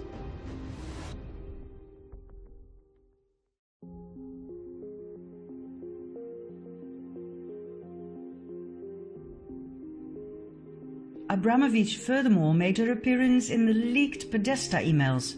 Why am I not surprised? I discovered this photo of Abramovic and John of God. Exactly. The very same Brazilian healer who was recently arrested and charged with multiple accounts of abduction, abuse, rape, child trafficking and murder. The very same personal healer of Bill Clinton. This picture is particularly interesting for the Dutch viewers. Before Willem-Alexander became King of the Netherlands, his mother Beatrix was on the throne. She frequented Abramovic's performances. On this particular occasion, she wore a brooch that seems to be a pizza slice. Now this may be far-fetched, but let's see. Meet Maxima Zorreguieta, born in Argentina and now married to our king Willem-Alexander van Oranje-Nassau, and daughter of the late Jorge Zorreguieta, who served as cabinet minister during the so-called Dirty War of dictator Jorge Videla. Maxima had 4 sisters and 2 brothers. One of her sisters is Dolores, an artist who came to the Netherlands in 2005 to exhibit her work. The exhibition was called Love Romance. Have a look for yourself.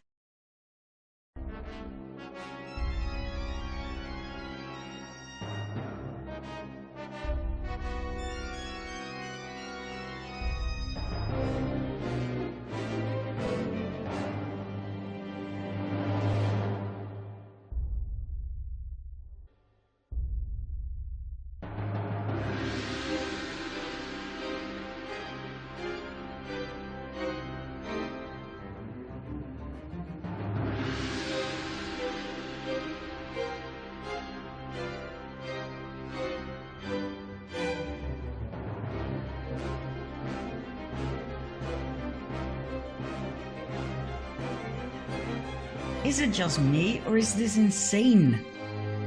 To me, this looks like an outcry for help from a severely traumatized woman.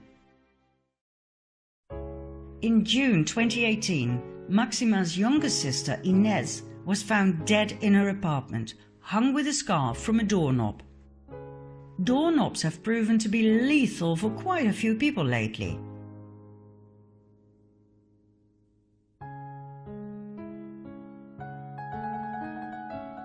In other words, not suicide, but murder. Was Inez Sorreguieta about to spill the beans on the cabal? Is that why she was silenced? Could this be true? Let's have a look at some other doorknob victims. Number 1. Lorraine Scott, fashion designer and former girlfriend of Nathan Rothschild, one of the world's most wealthy families. According to a longtime lover, Mick Jagger, Lorraine was not suicidal. Number 2. Chris Cornell, lead singer of the rock band Soundgarden and Audioslave. According to his family, he suffered from depression due to being sexually abused as a child. He and his wife founded the Chris and Vicky Cornell Foundation to support children suffering the consequences of abuse and neglect.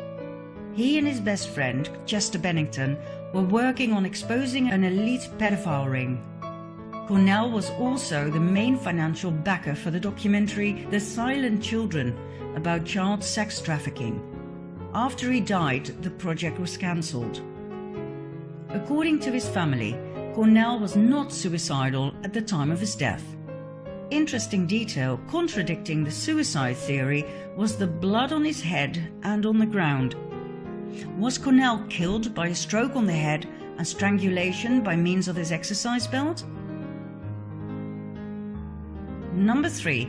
Chester Bennington, best friend of Chris Cornell and lead singer of Linkin Park. He died 2 months after Cornell. Bennington also suffered from depression due to being sexually abused as a child by a friend of the family. According to some sources, that friend was John Podesta, key player in Pizzagate. And when you look at the striking resemblance, Podesta could well be Chester's biological father. When Chester was 9 years old, his father abandoned the family after finding out the boy was not his son. Was Podesta both the pedophile family friend and the biological father of Chester Bennington? Is it a coincidence that the logo of his band looks like a broken version of the young boy lover symbol? Number 4. Tim Bergling, aka Avicii, world-famous Swedish DJ, musician and record producer. According to the first news about his apparent suicide, Bergling was said to have hung himself from a doorknob. Later on, the narrative was changed into self-inflicted cuts with a broken wine bottle that led to heavy and lethal bleeding. It took almost 2 weeks for this official narrative to be published. Bergling's 2015 video clip For a Better Day clearly and shockingly shows child sex trafficking.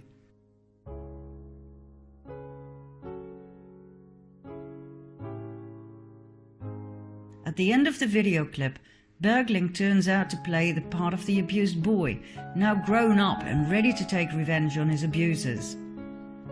Did he actually experience these horrors in his childhood? Was he murdered for bringing this out into the open? Bergling's family believes he did commit suicide, yet his girlfriend expressed her disbelief. Number 5. Annabelle Nielsen, ex-wife of Nathan Rothschild, who also lost Lorenz Scott through hanging, remember? According to her family, she died of a stroke, but according to friends, she was found hanging by a scarf from a doorknob. Number 6. Aaron Swartz, computer programmer and activist for internet freedom, for which he founded Demand Progress and Reddit. He died after hacking into MIT and JSTOR. Swartz was arrested and charged with computer fraud. However, 1 week after his alleged suicide, it became apparent that Swartz had leaked the hacked documents to WikiLeaks. One can only speculate as to the contents. Number 7. Kate Spade, American fashion designer. Spade led delegations to Haiti for the No Ceilings initiative of the Clinton Foundation, aimed at the global support of women and girls. Haiti is one of the main places on earth for child trafficking, and we've already seen the involvement of the Clintons in part 4. What did Kate Spade know that led to her death? Why did her husband Andy appear in public 2 days after her death wearing a rat mask? Was Kate about to rat to betray the Clintons? Was Andy Spade forced to wear the mask as a warning to others who just might rat? Number 8. Anthony Bourdain, celebrity chef, TV presenter and author. Bourdain openly criticized Hillary Clinton on multiple occasions. He spoke out strongly against globalization and deeply hoped Henry Kissinger would be called out for the war crimes he committed. Bourdain had been to Pedophile Island, Haiti, to shoot an episode for his TV program No Reservations. A month before his death, he posted a tweet about the wrath of Hillary Clinton he had experienced.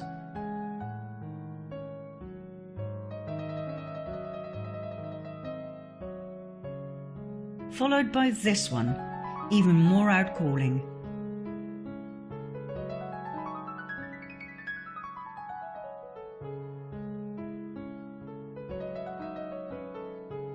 And then Bourdain died a sudden and unexpected death. So, what are we dealing with here? The world has obviously gone mad. We've already seen the normalization of pedophilia. Now the elite takes it a level higher, worshipping the devil and normalizing cannibalism. You don't believe me? Watch this.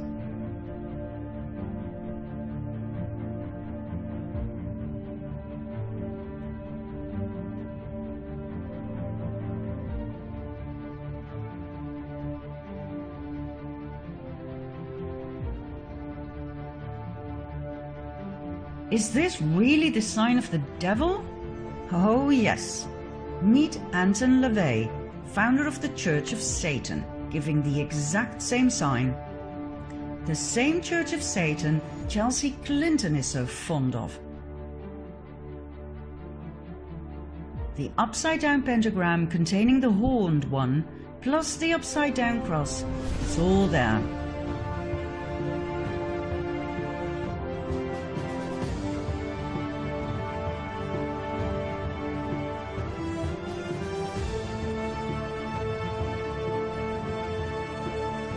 So, we have Satan,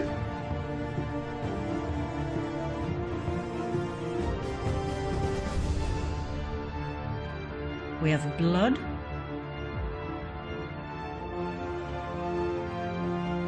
we have body parts,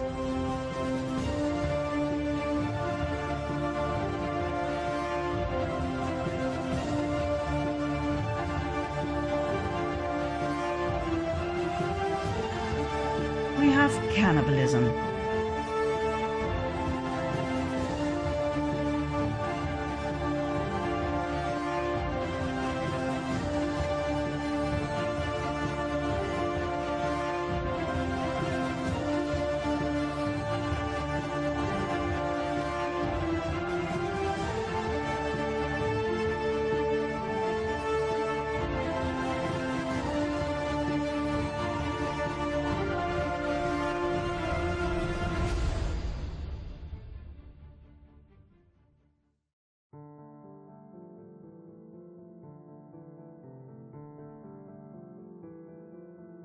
Statues of Moloch, an expression of the devil, are now watching over several American cities.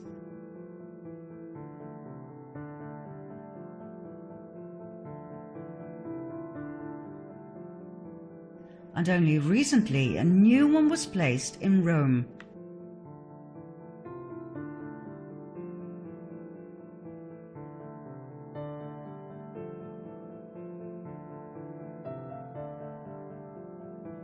Let's go back to the Dutch royal family and see how far this insanity goes. You've already met King Willem-Alexander and his beautiful Argentinian wife Maxima. They both have very interesting fathers. Maxima's father, Jorge Zorrigueta, was Minister of Agriculture in the regime of General Jorge Videla, a military dictator who ruled Argentina from 1976 till 1981, and who was responsible for the kidnapping, torture and murder of an estimated 30,000 people. As part of the Videla government, Zorrigueta must have known about the atrocities, but he claimed not to have been aware of the so-called Dirty War. In 2006, Zorrigueta was discredited once again during a lawsuit against the top of the Banca Repubblica for money laundering the profits of drugs and weapons trade. Zorrigueta was on the board of directors between 86 and 96, the time of major deals between the bank and drug cartels, but once again he came out clean due to bribery and corruption. His daughter Maxima didn't meet Willem-Alexander until 1999 in Spain. At least that is the official narrative, which is weird as the Dutch royal family had known the Zorriguetas for generations. Why did they lie about that? Prince Bernhard, Willem-Alexander's grandfather, frequented Argentina and the Zorriguetas even before World War II. Both families had a holiday mansion in Bariloche, a ski area with mostly German visitors and inhabitants. As a matter of fact, Bariloche was a Nazi den where many SSers and Nazi scientists went during Operation Paperclip.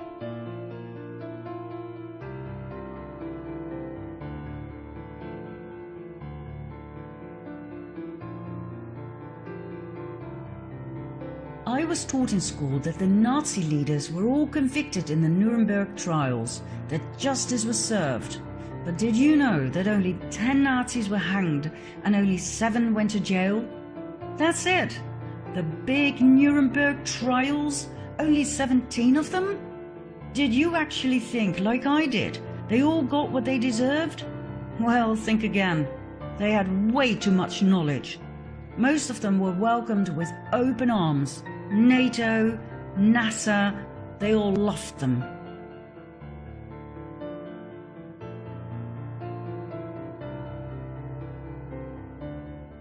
Many SSers, scientists and engineers did not go to the US but to South America instead, especially after their retirement.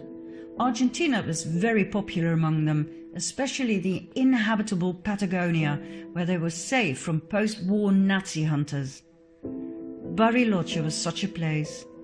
Big Nazi names such as Erich Priebke, responsible for and actively participating in the killing of 335 Italian men and boys in 1944. Reinhard Kops, SS officer who helped many Nazis escape to Argentina after the war. Josef Mengele, the Angel of Death from Death Camp Auschwitz, where he performed horrific experiments on children. And Adolf Eichmann, one of the major organizers of the Holocaust, all lived in Bariloche, later the favorite ski location of the Dutch royal family and the Zorriguetas. Both King Willem-Alexander's father and his grandfather were German. Both were part of the Nazi movement.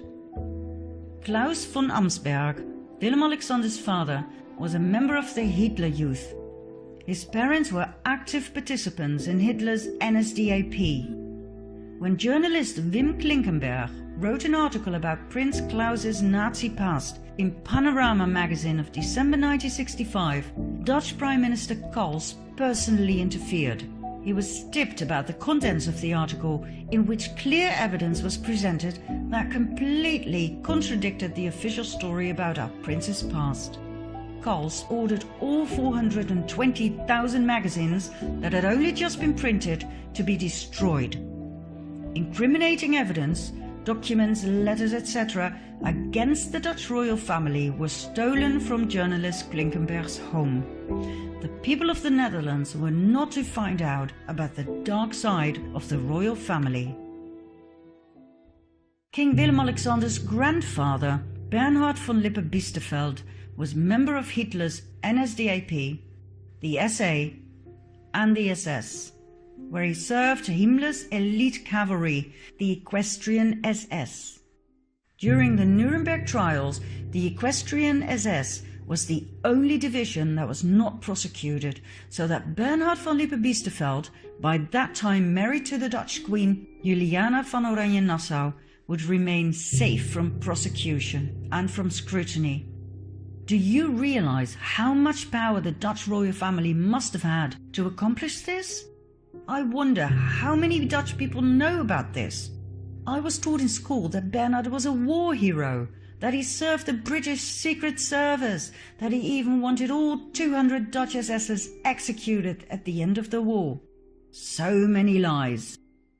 At his wedding with Queen Juliana, the orchestra was asked to play the Nazi song of the NSDAP. The director of the orchestra, Peter van Anrooy, refused, as did some of the musicians. But Bernhard made it happen. The song was played, many guests offered the Nazi salute, and the musicians who had been willing to play the song were later rewarded with a medal. During the war, Royal Shell gave millions of tons of crude oil to Hitler for free, a deal set up by Prince Bernhard. The crude oil was used for the Nazi tanks to invade and conquer the Netherlands. The people of the Netherlands were handed over to the Nazis by their royal family. Most Dutch people are completely unaware of this, even though these facts are quite easy to find when you start searching for the truth. We've just never been told. Bernhard was corrupt to the core. He accepted a major bribe, $1.1 million, from Lockheed in 1976.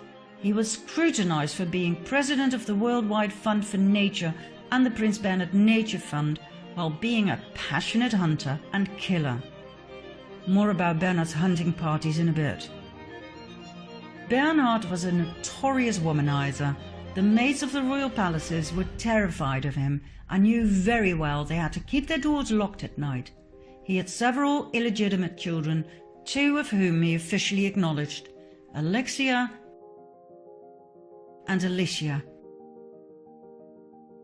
Juicy little detail is that Alicia's mother was the daughter of Nazi test pilot Hanna Reich and Werner von Braun. That's right, the Nazi rocket scientist who was welcomed by the US in 1945 during Operation Paperclip to continue his work for NASA. Werner von Braun and Bernhard both had served in Himmler's cavalry, the Equestrian SS. They went way back. In 1952, Bernhard visited his old buddy Werner and took advantage of his daughter and left her pregnant. After that, he was no longer on speaking terms with the mother of his illegitimate child, as he put it himself. Bernhard was a much more powerful SSer than most people realize. Before, during and after World War II, he cherished and maintained his contact and friendships with other SS officers, both in Argentina, where he went on so-called trade missions for the Netherlands, and in Germany, which has always been denied by the royal family and the Dutch Central Intelligence Agency. Bernhard also founded the Bilderberg Group, where political and industrial leaders gather once a year to discuss, well, nobody really knows, as it's highly secretive. You can only become part of this exclusive group upon invitation. When Prime Minister Luns tried to enter the conference in 1977, he was literally thrown out. There's one thing all researchers agree on: the Bilderberg Group is definitely cabal. There's one more thing Bernard was known for, and this is where it gets really dirty. It's the main reason why I put so much emphasis on our royal family. And this is something everybody needs to know. Come quickly to part 8.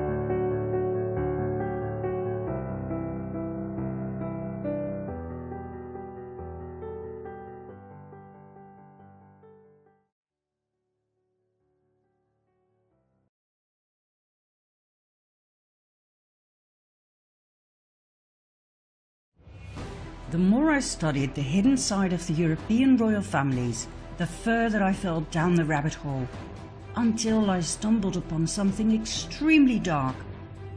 I will spare you the gruesome details. They are too horrific, too sickening. I urge you to do your own research. Google the names you're about to hear, read and listen for yourself, and make up your own mind. This is where Pizzagate returns to the story. Pizzagate is not just an American problem, it's a global problem. Let's get down to the real definition of Pizzagate. Worldwide, children are stolen and sold to elite pedophile rings. They are tortured, raped and murdered as part of satanic ritual ceremonies. The murderers then drink the children's blood and they eat their flesh. The blood of children who were severely traumatized before they died contains adrenochrome, a natural drug produced by the pineal gland in the brain. Adrenochrome is the highest valued drug in the world. The god these people serve is Satan. It's not a god of love and mercy. Whether or not you believe in the existence of Satan is not relevant. They do. And according to each and every eyewitness who has the guts to step forward, Pizzagate is real. Remember Mel Gibson's statements? He was ousted for not wanting to participate. He witnessed it though, and he is one of the very few who dares to speak about it. Personally, I think it's a miracle that he's still alive. Adrenochrome is real. It is the ultimate drug. This is what you look like when you take it, and this is when you no longer have access to it, thanks to President Trump. There was not as much time between these photos as you may think.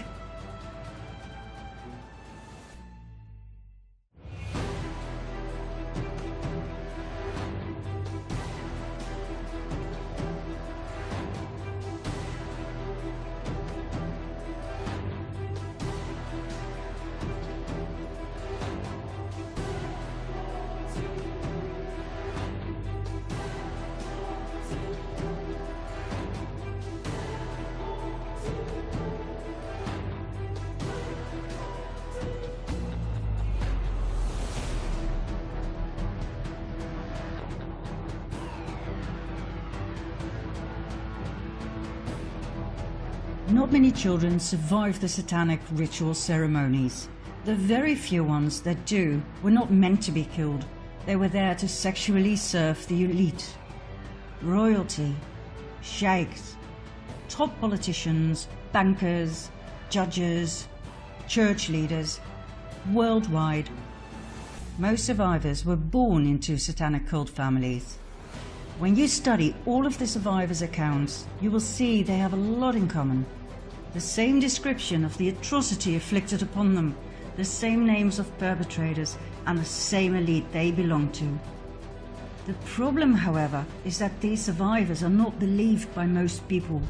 It's easier to assume that they're insane or attention seekers than to face the horrible truth. Furthermore, not many survivors dare to step forward. They are simply too traumatized.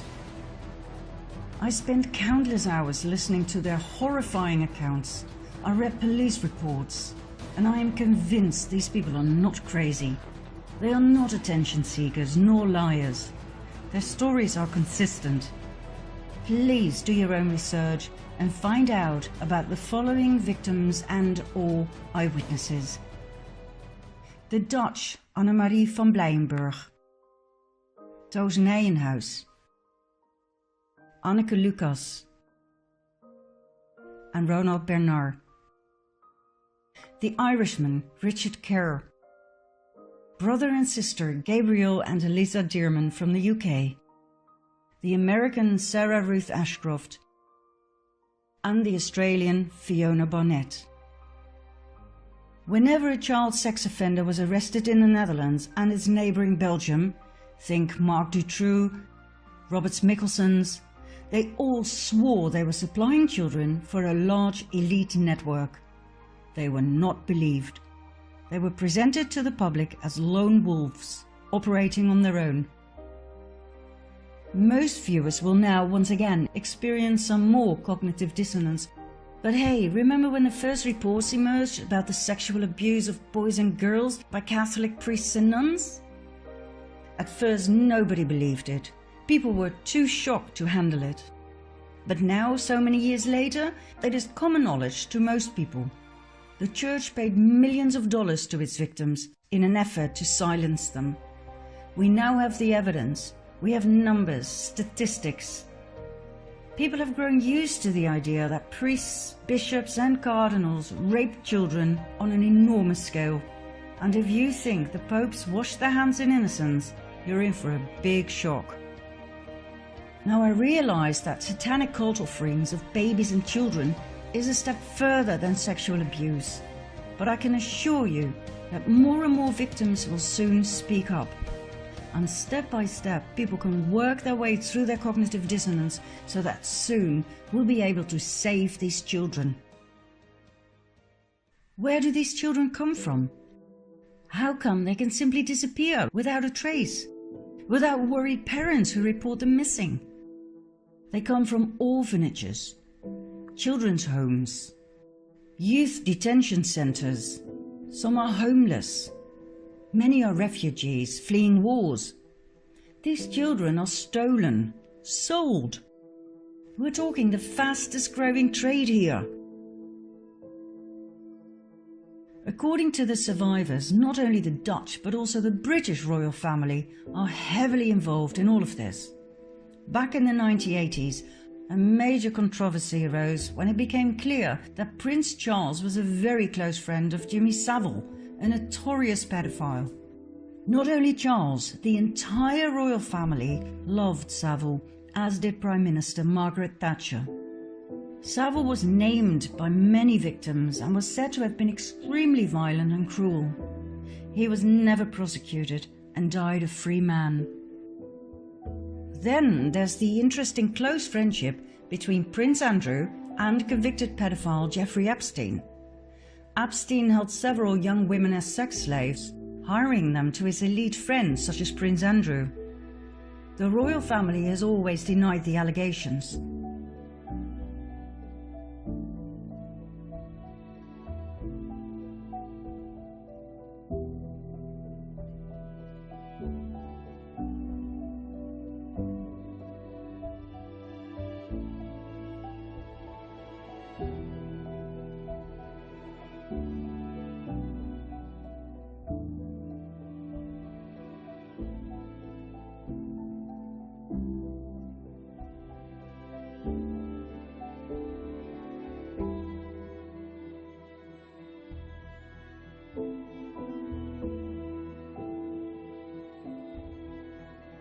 And there's more.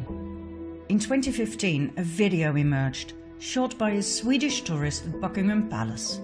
It shows a naked boy climbing out of a window of the palace using a bedsheet. The boy cannot hold on and falls to the ground.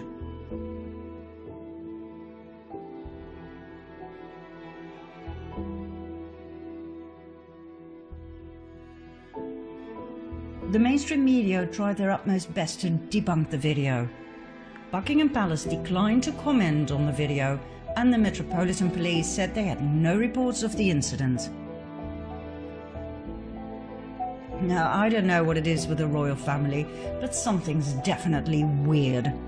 Have a look at Prince William's wife Kate, right after giving birth in 2018. Why on earth would she pick a dress that is identical to the one in the horror movie Rosemary's Baby, where Rosemary gives birth to Satan's child? What kind of an insane coincidence is that? According to the satanic ritual abuse survivors, the popes too were and are heavily involved. Pope Francis, Pope Benedict. Like I said, they do not wash their hands in innocence. On the contrary.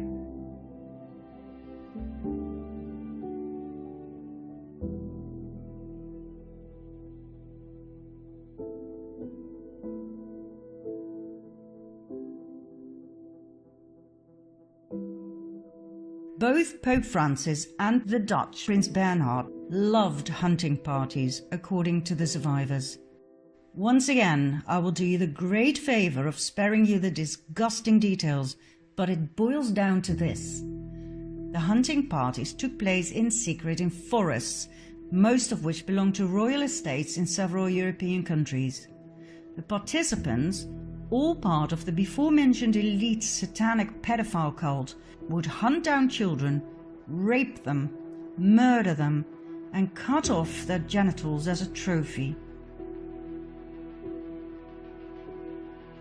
In February 2013, former Pope Benedict Joseph Ratzinger was prosecuted and sentenced by default for crimes against humanity by the International Tribunal into Crimes of Church and State. Ratzinger's crimes included child trafficking and protecting priests who had raped children. Is this why he stepped down, even though being a pope is a nomination for life? Interesting little detail is that lightning struck St. Peter's twice, only moments after his resignation. The same verdict followed for Pope Francis. One accusation was added: complicity in murder in Argentina. Others who were also prosecuted and sentenced for crimes against humanity were the British Queen Elizabeth Windsor and her husband Prince Philip, former Canadian Prime Minister Harper, and 27 other dignitaries. Whether or not this will lead to arrests? Time will tell. For now, both the Pope and the royal family enjoy immunity. The International Tribunal into Crimes of Church and State extensively investigated the case of the rape, torture and murder of 50,000 native children in Canada. The United Church of Canada, the Anglican Church and the British royal family played a major role in this case, as did the Dutch royal family, who fled to Canada to be safe from World War II. As far back as 1942, an investigative journalist of the Canada Gazette thoroughly studied the case and came to the shocking conclusion that 50,000 native children had disappeared from 80 Canadian Indian residential schools, and that 31 mass grave sites have been found inside the school grounds containing the remains of children.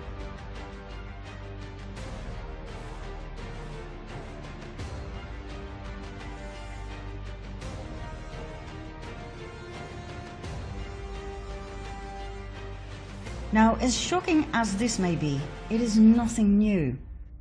On a regular basis, mass baby and children's graves are discovered, often near nunneries. In some cases, we don't know exactly what happened. In other cases, we do know, due to forensic evidence and the eyewitness accounts of survivors. Mel Gibson was right when he said that satanic cults with child sacrifices are nothing new. It goes way back into history. For thousands of years, children have been murdered to please Satan, Lucifer, Baal, Moloch, or whatever you want to call him. I have found many paintings of child sacrifice in Catholic churches during my own research. It's part of human history, but that doesn't mean it's okay.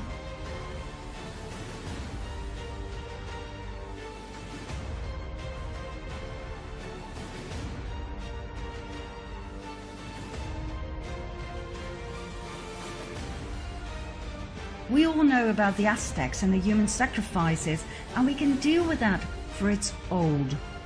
But until recently, I was not aware of any of this. I'd never heard about Pizzagate and satanic Luciferian cults with child sacrifice.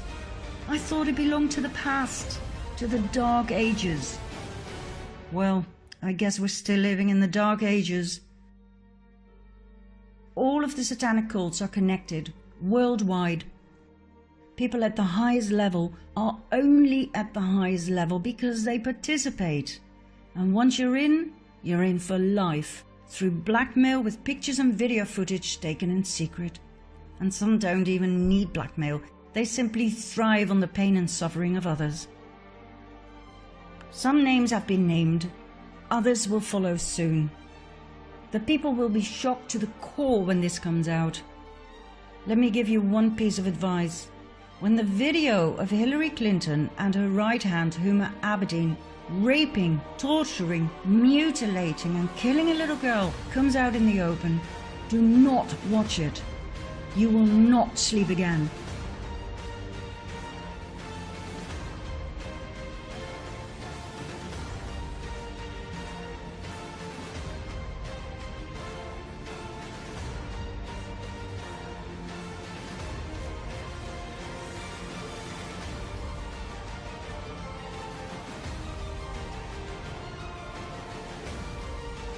There are certain things I will not share with you here, simply because they are too horrific. Like this shower torture of a child by John Podesta. Search and find it for yourself if you like. I wish to wake people up, not traumatize them. The same goes for the red shoes. You want to know what they're made of? Do your own research. I'll give you a small hint. The tradition of red shoes for the elite goes all the way back to the Byzantine tradition when kings would wear them as symbols of bloody martyrdom. The video, by the way, was found on the confiscated laptop of Anthony Weiner, the ex-husband of Huma Abedin. It was stored together with thousands of other files in a folder called Life Insurance. Talk about blackmail. Weiner, by the way, was sentenced to serve 21 months in prison for sending sexual texts to a minor back in 2017. Oh, and the good news is, Weiner's laptop has officially been accepted in court as evidence. I can assure you we'll be hearing a lot more about its contents very soon. Now, what happens when you try to make any of this public? Either your TV career ends right there and then, or you get a heart attack,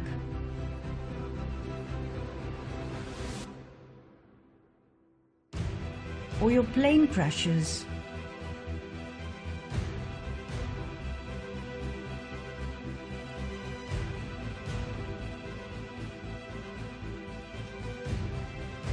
or you end up dead in a hotel room.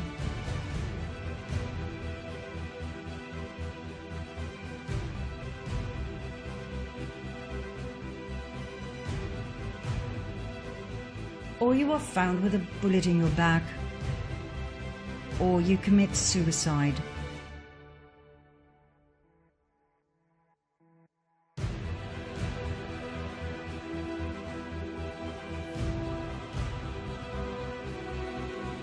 And guess what?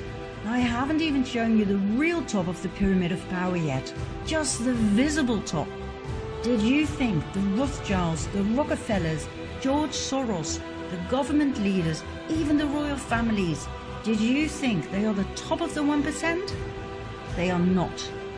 There is a very dark order above them all, making puppets of everybody else, even of kings and queens.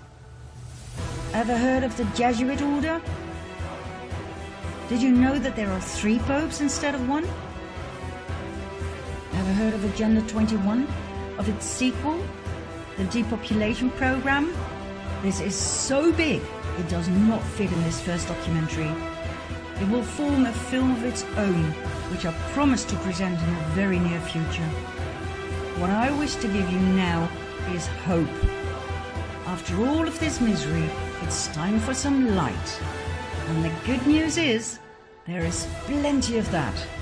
Come with me, finally, to the good news in part 9 and 10.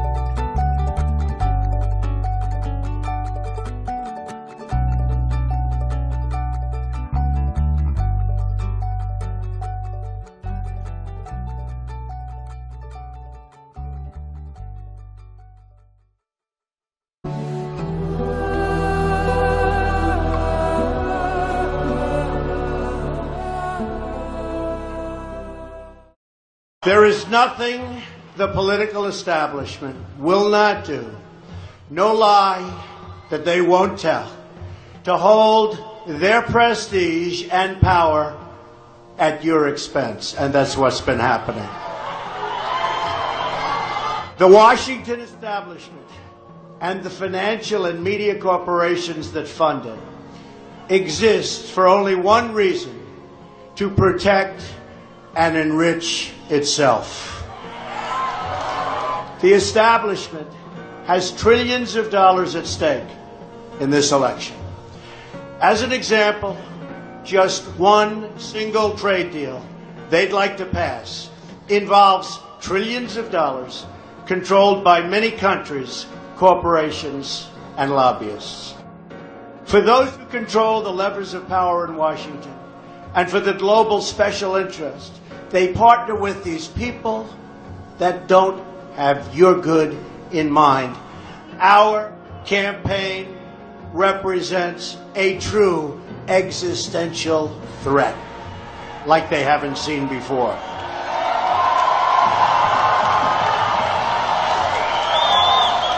This is not simply another 4-year election. This is a crossroads in the history of our civilization that will determine whether or not we, the people, reclaim control over our government. For them, it's war. And for them, nothing at all is out of bounds. This is a struggle for the survival of our nation. Believe me. This election will determine whether we're a free nation or whether we have only the illusion of democracy, but are in fact controlled by a small handful of global special interests rigging the system, and our system is rigged. This is reality. You know it, they know it, I know it, and pretty much the whole world knows it. The establishment and their media enablers wield control over this nation through means that are very well known. Anyone who challenges their control is deemed a sexist, a racist, a xenophobe, and morally deformed. They will attack you. They will slander you. They will seek to destroy your career and your family. They will seek to destroy everything about you, including your reputation. They will lie, lie, lie, and then again, they will do worse than that. They will do whatever's necessary. The Clintons are criminals. Remember that. They're criminals. Our great civilization, here in America and across the civilized world, has come upon a moment of reckoning. We've seen it in the United Kingdom, where they voted to liberate themselves from global government and global trade deals and global immigration deals that have destroyed their sovereignty and have destroyed many of those nations. But the central base of world political power is right here in America, and it is our corrupt political establishment that is the greatest power behind the efforts at radical globalization and the disenfranchisement of working people. Their financial resources are virtually unlimited. Their political resources are unlimited. Their media resources are unmatched. And most importantly, the depths of their immorality is absolutely unlimited. Ladies and gentlemen, the very word secrecy is repugnant in a free and open society, and we are, as a people, inherently and historically opposed to secret societies, to secret oaths, and to secret proceedings. For we are opposed around the world by a monolithic and ruthless conspiracy that relies primarily on covert means for expanding its sphere of influence, on infiltration instead of invasion, on subversion instead of elections, on intimidation instead of free choice. It is a system which has conscripted vast human and material resources into the building of a tightly knit, highly efficient machine that combines military, diplomatic, intelligence, economic, scientific, and political operations. Its preparations are concealed, not published. Its mistakes are buried, not headlined. Its dissenters are silenced, not praised. No expenditure is questioned, no secret is revealed. That is why the Athenian lawmaker Solon decreed it a crime for any citizen to shrink from controversy. I am asking your help in the tremendous task of informing and alerting the American people, confident that with your help, man will be what he was born to be.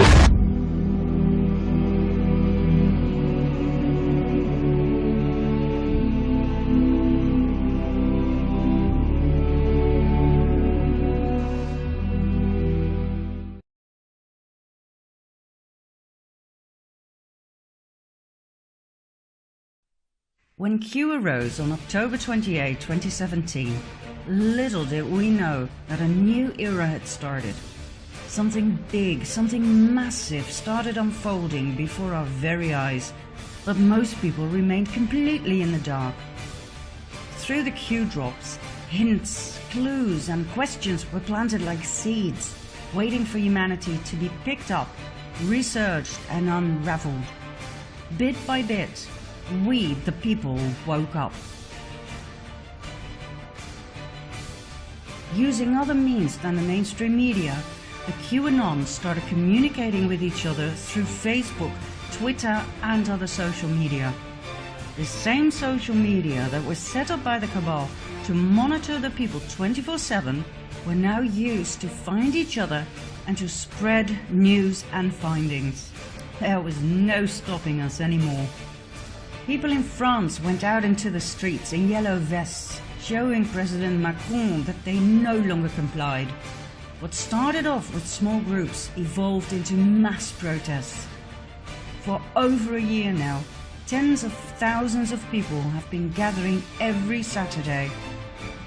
Not just in France, but in Spain, Germany, the Netherlands, Sweden, Bulgaria, Turkey, Poland, Hungary, Taiwan, Australia, Iraq, Israel. The mainstream media tried to make people believe it was just a fading phenomenon, but the people saw through their lies. George Soros then intervened in his own special way. He paid his people to mingle with the yellow vests and start riots. The ever-successful way to discredit a group of protesters with peaceful intentions made them look like vandals and aggressors. Soros's rats attacked the police, but this strategy didn't work either. His rats were not very smart. They forgot to put on yellow vests, and in the heat of the fight they shouted, "Paris! Paris! Antifa!" Then they forgot who they were supposed to attack, so they went for the yellow vests as well. Macron got scared. He told the French police to strike down the protests with all means necessary. But the police officers took off their helmets in solidarity with the yellow vests. What else could the cabal do? Use extreme violence.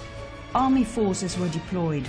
Snipers were put on rooftops to shoot at the yellow vests if necessary. Thousands of people got injured. People died. France is in the middle of a civil war, but the mainstream media remains silent.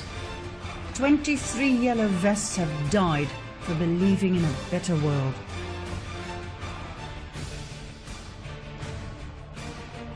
South America too shows massive protests, where people demand their corrupt governments to step down. The world is experiencing the biggest revolution ever. The worst nightmare of the cabal has come true. The people have woken up. And contrary to other revolutions that humanity went through in the past, this revolution is one of knowledge, understanding of how things are run by the elite, and the willingness to work together to create a better world. A revolution of the people can only work when there is help at the top. That help was never there in the past, but now there is.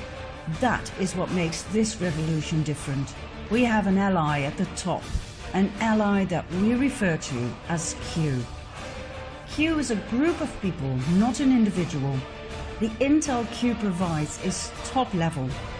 I believe Q comprises of Donald J. Trump and some of his most loyal army generals.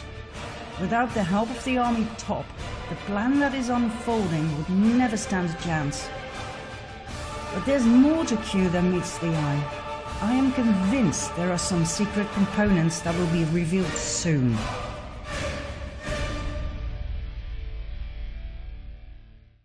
President Trump and the entire Q team are working out a plan that has been in the making for the past 20 years. A plan so all-encompassing, it took this long to calculate every step, every move to perfection. Every possible outcome of each and every step was thoroughly mapped out, leading to the next optimal move. We're talking probability calculation at the highest level. How do we know?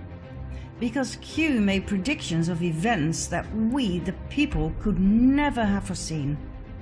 President Trump gave clues in his speeches that pointed to events that were about to unfold, but most people didn't even notice them. The mainstream media made fun of them, but the QAnons recognized them and realized just how brilliant Q really was. Let me give you a few examples. In the middle of a press conference in November 2017, Trump stopped a few times to take a sip of water from a small plastic bottle. It seemed weird, completely overdone. He repeated this a month later in the middle of a talk about national security. He held the glass with two hands like a child. The mainstream media went hysterical, claiming the president was either retarded or suffering from some degenerative disease. The Anons, however, knew immediately that he was pointing out something. The water bottle contained Fiji water. Fiji water is bottled on the Isle of Wakanda. In 1973, Wakanda was bought by a Canadian businessman, David Gilmour. In 1996, he founded Fiji Waters. In 2016, Claire Bronfman, heiress to the multi-billion-dollar Seagram liquor fortune, bought 80% of Wakanda from Gilmour and financed the setup of Nexium on the island. Exactly, the sex cult run by Keith Raniere, who branded his initial into the women that he kept on the island as sex slaves, who were lured in by sweet-faced Alison Mack, the Smallville actress. The ball started rolling, arrests were made, and in April 2019, Raniere was found guilty on all charges, including racketeering and sex trafficking. Some of his victims were minors.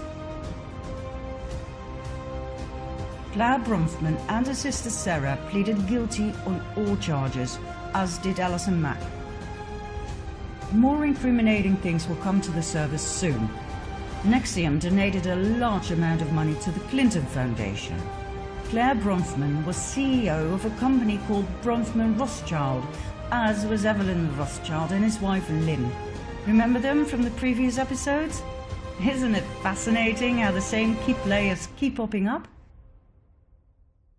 There's one more disturbing thing about this case, which involves the Dalai Lama. In May 2009, the Bronfman sisters organized an event with the Dalai Lama in Albany. There was a lot of criticism towards the Dalai Lama. How could he connect his good name with a sex cult? But he decided to go anyway. 10 days after the event, the Dalai Lama Trust was founded. According to its tax filings, the trust received $2.2 million in donations in its first year. Was the Dalai Lama bought to connect himself to NXIVM? According to an inside NXIVM member, this was indeed the case. The Dalai Lama's office and the Bronfman sisters denied the allegation. Now that this has come out into the open, it would be nice if the Dalai Lama would at least explain why he went along with the sex cult or apologize. But instead, he blames Trump on unethical behavior. Now, why was the Fiji case so important? NXIVM will soon turn out to be just a small fish compared to what's coming. Think crimes against children, sex trafficking, and satanic child sacrifice. Think big names like the Clintons, the Obamas, and the Podestas. What Trump did was he started off with a case important enough to be presented to the people, but small enough not to completely shock them. He chose NXIVM to let the public get used to the major offences that are about to be revealed. This is what we call red-pilling the people, a term coined in the movie The Matrix. Do you want the blue pill or the red pill?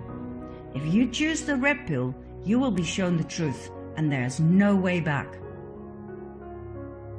Here's another example of Trump's brilliant strategy. In June 2017, Melania boarded the presidential plane on her way to visit a youth detention center with Mexican migrant children who had been separated from their parents. She wore a coat with the text, "I really don't care, do you?" It was a strange choice, for the coat wasn't fashionable at all, and the text was quite provocative, to say the least.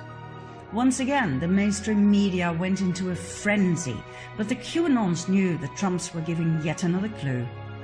The coat turned out to be a Zara product. An investigation made clear that Zara made use of slave labor. As a result, Armancio Ortega, founder and CEO of Zara, resigned 6 months after Melania's action. Yet another clue that was being given by Melania was the fact that these children were not separated from their parents, but saved from child traffickers. More than 8,500 CEOs resigned over the last 2 years, many for unclear reasons, just like Hugh had predicted. Was Trump indeed draining the swamp like he had promised? One of Q's crumbs that was repeated several times was, "We have the server." It quite clearly referred to Hillary Clinton's server, the one she tried so hard to destroy before it would be used against her in a court of law. But how did the Q team lay their hands on it? The clue was given in Helsinki, Finland, when Trump met Vladimir Putin on July 16, 2018. Trump openly asked the audience, "Where is the server? Where are the servers? They are missing. Where are they? What happened to Hillary's emails? 33,000 emails. They're gone. Just gone. I think it's a disgrace. Remember the scene with the soccer ball? Putin handed Trump the ball and said, "The ball is now in your court." Trump took the ball and said, "This will go to my son, Barron." He then threw the ball to Melania. What was so special about the ball? Why the big smiles and the twinkling in their eyes? What was going on here? And why did Melania post a tweet with this picture later that year? Many QAnons agree on the theory that the content of the servers was inside that soccer ball, containing enough incriminating evidence to put a lot of people in Washington, D.C. behind bars for life. Try evidence for the Uranium One scandal, where Hillary Clinton, as Secretary of State, and with knowledge and approval of President Obama, gave Russia control of 20% of America's uranium by approving the Rosatom deal. The Russian company Rosatom have bought the Canadian company Uranium One in 2010, 3 years after the latter had purchased Eurasia, owned by Frank Justra, our friend with the pedophile logo from Part 4. Remember? Justra had officially stepped down after the purchase, so why did he donate $145 million to the Clinton Foundation right after the Rosatom deal was signed? Why on earth was he too embraced by the Dalai Lama? And why the hell did he get the Dalai Lama Humanitarian Award when he is involved up to his ears in child trafficking? Why did Bill Clinton receive $500,000 for a talk in Moscow right after the Rosatom deal was announced? Do you know what we're looking at here? Bribery, corruption, pay to play, money laundering, and high treason. This was the real Russian collusion. Oh, by the way, why did Trump say the soccer ball was going to his son Barron? According to insiders, Barron is extremely intelligent with an IQ of 146. He is said to be incredible with computers, especially when it comes to hacking, cracking codes, passwords, etc. Bearing this in mind, I so understand the facial expressions that one fine day in Helsinki. Soon, very soon, there will be arrests. Mass arrests. Everything has been laid out. 20 years of preparations. The CIA, FBI, DOJ, NSA, every three-letter agency has been cleared of deep state actors. How can you make arrests when the agencies are corrupted? You cannot. That's why Comey, McCabe, Brennan, and other key players had to go. That's why some of them suddenly stepped down while others were fired. The stage has been set. The world will be in for a major shock. How on earth are people going to respond when it becomes clear that Obama, Pelosi, Schumer, Feinstein, Strzok, Page, the Clintons, that they all tried everything they could possibly think of to impeach the President of the US? We will soon see that it went much further than just spying. It went as far as organized murder attempts. The cabal, the deep state, tried to assassinate the President of the United States on multiple occasions. They tried to force Trump to go to war with North Korea, but after annihilating the cabal strongholds there, he brought peace. They now try to force him to go to war with Iran, but I can assure you he will do the exact same thing. Annihilate the cabal strongholds first, and then bring peace. Q said it would happen this way. First Korea, then Iran, Israel last.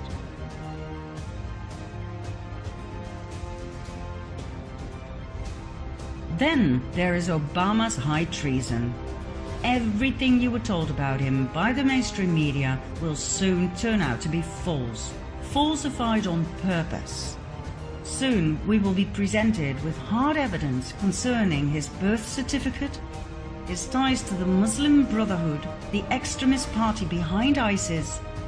Pictures such as these will start to surface.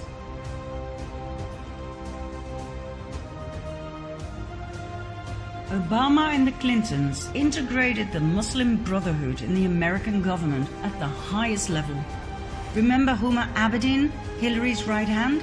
Her parents were directly connected to the Muslim Brotherhood, as is her brother. Where do you think that leaves her? Remember John McCain? What was he doing in Iraq with the ISIS top 4? Why did Trump say they caught the 5 most wanted ISIS leaders? Not 4, 5. Did you notice something weird about the flag on his coffin? It was wrinkled. Only traitors get wrinkled flags. It was a code. High treason, death penalty. Did you really believe he died of cancer?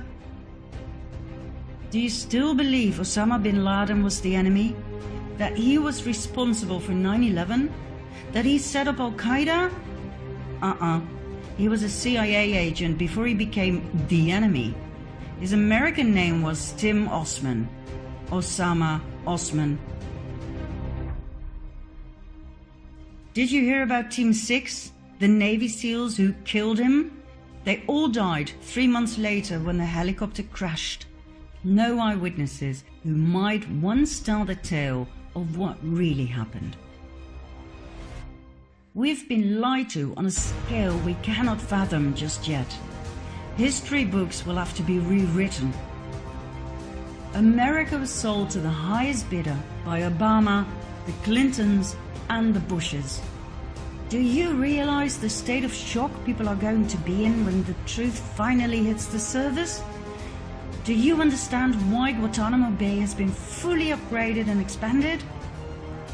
Do you have any idea how many sealed indictments there are waiting for the perfect moment to be unsealed so that arrests can be made? More than 100,000. Many will be prosecuted for treason, some for high treason. High treason means capital punishment, death penalty. There will be chaos and shock, but there will be guidance from totally unexpected mystery guests. This moment in time is one that will make history, one that is unprecedented in the history of mankind. Do you think I'm exaggerating? Find out in our final part, number 10.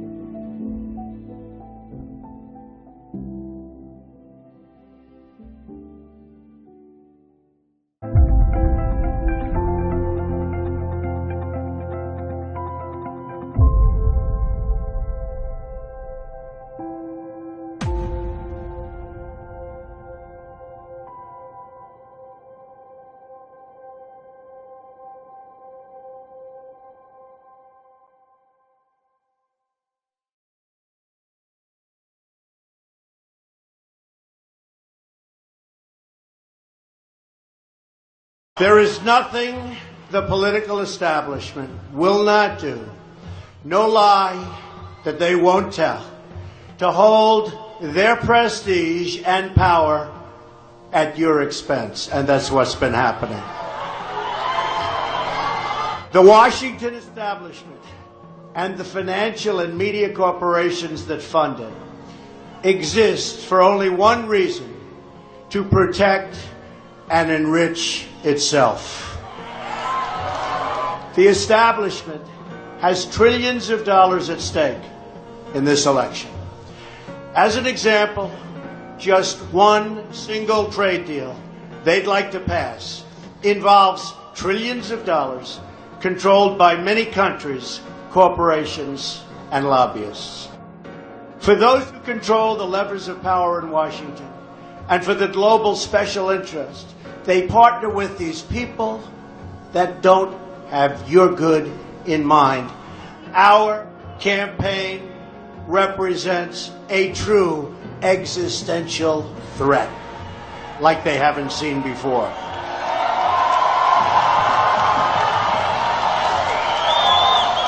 This is not simply another four-year election. This is a crossroads in the history of our civilization that will determine whether or not we, the people, reclaim control over our government. For them, it's war. And for them, nothing at all is out of bounds. This is a struggle for the survival of our nation. Believe me. This election will determine whether we're a free nation or whether we have only the illusion of democracy, but are in fact controlled by a small handful of global special interests rigging the system, and our system is rigged. This is reality. You know it, they know it, I know it, and pretty much the whole world knows it.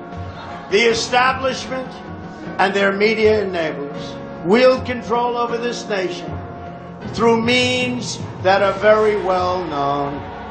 Anyone who challenges their control is deemed a sexist, a racist, a xenophobe, and morally deformed. They will attack you. They will slander you.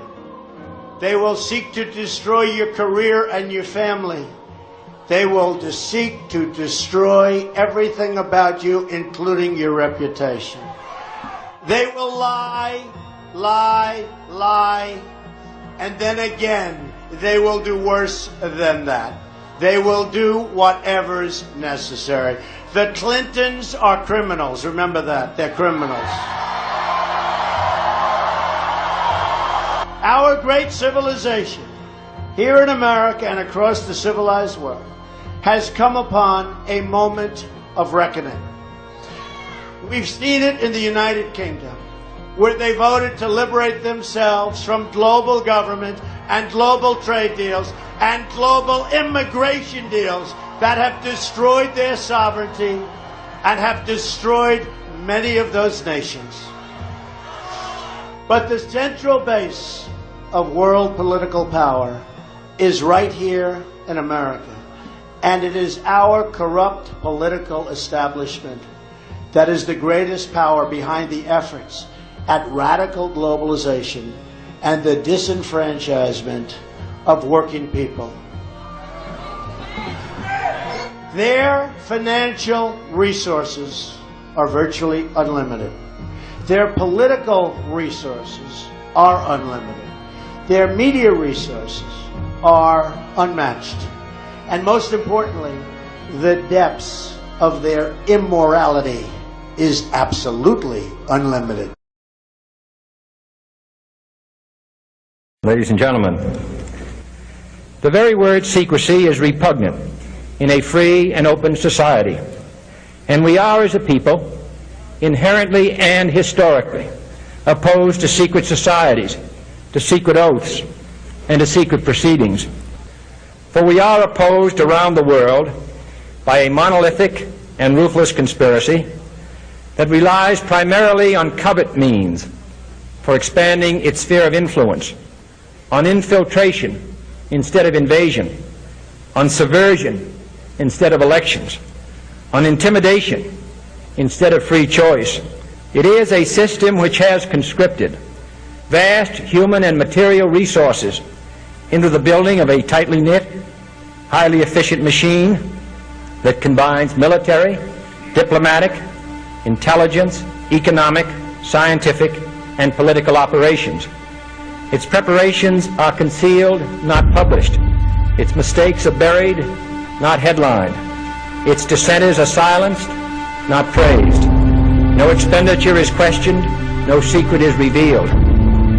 That is why the Athenian lawmaker Solon decreed it a crime for any citizen to shrink from controversy.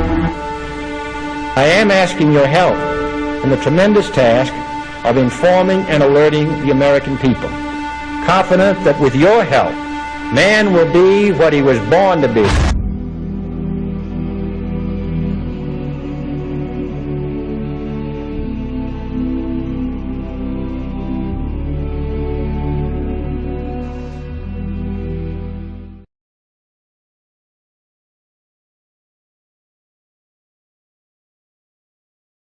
When everything we've seen in the previous episodes is presented to the public with undeniable evidence, people will be in shock. The normal way to deal with shocking information is to first deny it and ridicule the messenger, then get scared, angry or depressed, and finally accept it as the new paradigm. This will take some time. I believe we're going to need a spokesperson to convey to the world what happened. Somebody who will be believed by everybody, Democrats and Republicans alike. That person cannot be Donald Trump. He will be hated by the Democrats, no matter how much peace he brings upon them. If I were to choose, for the US at least, it would have to be JFK Jr., John as his father used to call him. Loved and trusted by the entire nation, mourned by every American citizen. Too bad he is no longer amongst us. Or is he? When I first heard about the possibility of him still being alive, I thought, oh God, not yet another conspiracy theory. But when I did some more research, I started doubting. This is an aerial photograph of JFK's memorial. That's right, it's a Q. Remember this code? It was engraved in the ship bell on JFK's boat. Where we go one, we go all. JFK was murdered because he wanted to expose and get rid of the cabal. He intended to start with the CIA, just like Donald Trump. He too knew that the CIA had turned into an uncontrollable monster that no president or government could restrain, but he had no idea what he was up against. JFK was assassinated. Nobody will ever forget these pictures. John saluting at his father's funeral. The entire nation mourned. Junior grew up to be a lawyer. He swore he would avenge his father and take his killers to court, even if he had to bring down the government, as he put it. He ran for the New York Senate seat in 1999, as did Hillary Clinton. John would have won by miles. He was born to be the next president of the US. But it wasn't meant to be. On July 16, 1999, his plane crashed into the ocean. There were no survivors. All three on board, John, his wife Carolyn, and her sister Lauren, died upon impact. Their bodies were retrieved and cremated. The remains were kept in Tiffany blue boxes before they were scattered at sea. The entire nation was in shock. Donald J. Trump was in shock. He and John were close friends. When John died, Trump swore he would finish his mission. He promised he would take the murderers of JFK Sr. and Jr. to court. He swore to drain the swamp. Could John Jr. still be alive? Is it possible that he staged his own death, knowing there was no way he would survive the wrath of the cabal? The only way to possibly fulfill the mission was to stay low. A master plan was developed, and in the course of 20 years, every single step was analyzed and executed. An entire team was put together with insiders at the top who were willing to give their lives for the cause, the annihilation of the cabal and the liberation of the people. They left hints and clues as to inform those who had already woken up to the truth. Trump communicated directly with the people by means of his Twitter account, thus avoiding the corrupted mainstream media. In every speech and every tweet, he used codes for the QAnons to pick up on. He used spelling errors such as kefirfe instead of coffee, referring to a new act about the saving of all social media posts by the president. The act was introduced 12 days after Trump's tweet. He wrote hamburgers instead of hamburgers, referring to people who are below the devil and who commit acts that even the devil would consider evil. He wrote smoking gun instead of smoking gun, referring to the secret, perverted orgies of John Podesta and friends.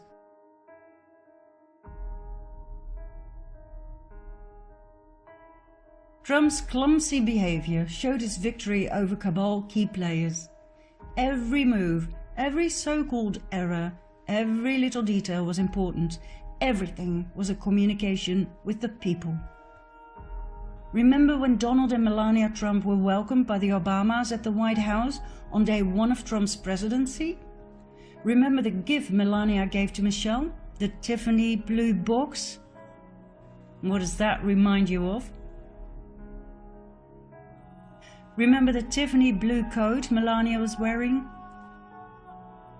So many references to JFK Sr. and Jr.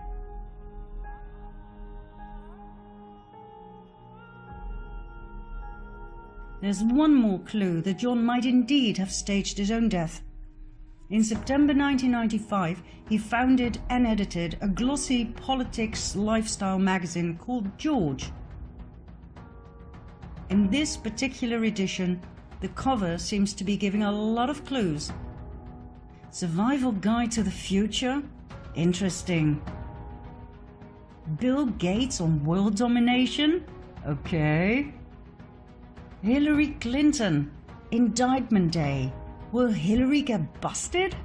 Wow! The lady reappears in the editing room. In the background, there she is. Platform 2020. That's the year of the next presidential election. And then it reads, buckle your chin strap and hold on as George enters the time warp and re-emerges in the year 2020. Time warp? Is this John communicating that he will reappear in 2020? If John is alive, would he show himself to the public from time to time? Disguised, of course, yet clear enough for the Anons to see? Meet Vincent Fusca. Presented to the public as a Trump enthusiast and volunteer at the Trump rallies. Now I know, he's not the spitting image of John Jr. Different nose, different mouth, not quite as handsome. But hey, if they can make Eddie Murphy look like this, everything is possible, right? Bear that in mind. Vincent Fusca does not seem to have a past. No old pictures, no family tree, nothing. He suddenly appeared. His name means Conqueror of the Dark. He often wears a fedora hat, very similar to JFK Sr. And this I find interesting. His nose changes. Sometimes it's bigger than John's, sometimes it's not. Now I can understand why John would change his appearance slightly from time to time as to give hints to the QAnons. But why would a Trump fan do such a thing? Then there's the mystery lady in the audience, always close to Fusca. My, doesn't that big smile look familiar? What about Lauren, Carolyn's sister? The two were very close. Maybe Carolyn didn't want to disappear without her? Maybe she was informed on the plan? And maybe she decided to join them and stay low as well? Could this be Carolyn, presented as Fusca's colleague at the rallies? When Q was asked, is JFK Jr. alive? The answer was no. But when Senior dies, Junior no longer is Junior. The question should have been, is JFK alive? Where does all of this leave us? With the perfect spokesman when he is needed. And that may be sooner than you think. As soon as the FISA documents are released, the sealed indictments are unsealed and the arrests are made, that's when I expect him to step forward.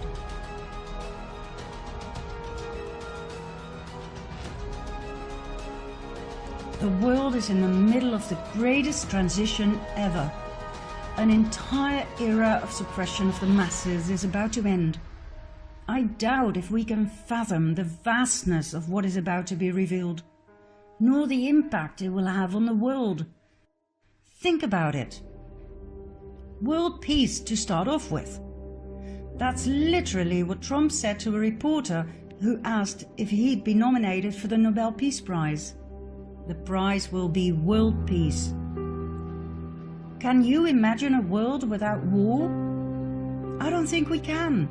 We've been led to believe that war is normal, that it's part of being human.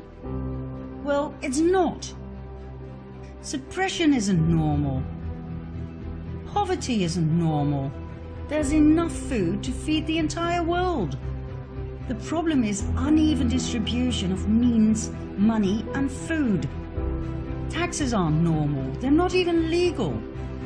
Trump has already stated he will get rid of the Fed and several taxes, including income tax. As we've seen in part 2, they are illegal, unconstitutional. Can you imagine how much money can be saved that way? Can you even begin to imagine what even distribution will look like? Then there's the impact all of this is going to have on our use of energy resources. I'm sure you've heard of Nikola Tesla, the famous inventor of many beautiful things in the area of electricity, magnetism and physics in general. An absolute brilliant mind who wanted to share his invention of free energy with the world. This was a thorn in the side of the cabal, who made billions of profit with oil, coal and other fossil fuels. Tesla was arrested, his work was stolen. All his inventions were seized by the American government. John Trump, Donald's uncle, was a brilliant physicist, electrical engineer and inventor. During World War II, he joined the National Defense Research Committee. In 1943, he reviewed and analyzed the Tesla papers right after Tesla died. That's right, Tesla's inventions on clean and free energy, on anti-gravity and on much more that has been kept hidden from the public because there was no money in it, fell into the hands of Donald Trump's uncle, whom he loved and greatly admired. Guess how that fits in Q's plan to save the world. Oh, and there's one more thing. Take a look at this picture. Doesn't John Trump remind you of someone? Somebody very important in the truth movement? Julian Assange. Could he be John Trump's son? Donald Trump's cousin? Let's put it this way. Nothing surprises me anymore, and it sure makes sense. And bearing in mind all the magnificent inventions of both Nikola Tesla and John Trump, I wouldn't be surprised either if they had invented a time machine. After all, if you can bend space, which was definitely within the reach of Tesla, then you can change time. If quantum physics is correct, if you can really jump from one timeline to another parallel one, you can time travel, change certain things and go back without people noticing a thing. Unless you leave clues behind, like a magazine that seems totally out of place. Like Q predictions of specific outcomes that could impossibly have been foretold, not even with the use of quantum probability theory. Is that how Q works? With direct knowledge of the future through various timelines, probability waves? Is that why Trump is still alive and even missile attacks have been countered? Is this how Q manages to predict exact poll numbers and events to the minute and second precise as encoded in the Q drops and the Q clock? Is this how the mysterious author Ingersoll Lockwood was able to write a book in 1889 and another one 4 years later about young Baron Trump and his adventures through a space-time portal guided by a man called Don, the master of all masters? All current topics are in the books. Dirty politics, an unexpected candidate, a man called Pence, Russia, even the exact location of the Trump Tower. 1889? The mysterious author also wrote a book about the last president. Furthermore, his name appears on a watch, the Ingersoll Trump Pocket Watch. The same sort of watch used by the White Rabbit in Alice of Wonderland, a tale often referred to by Q. Time travel?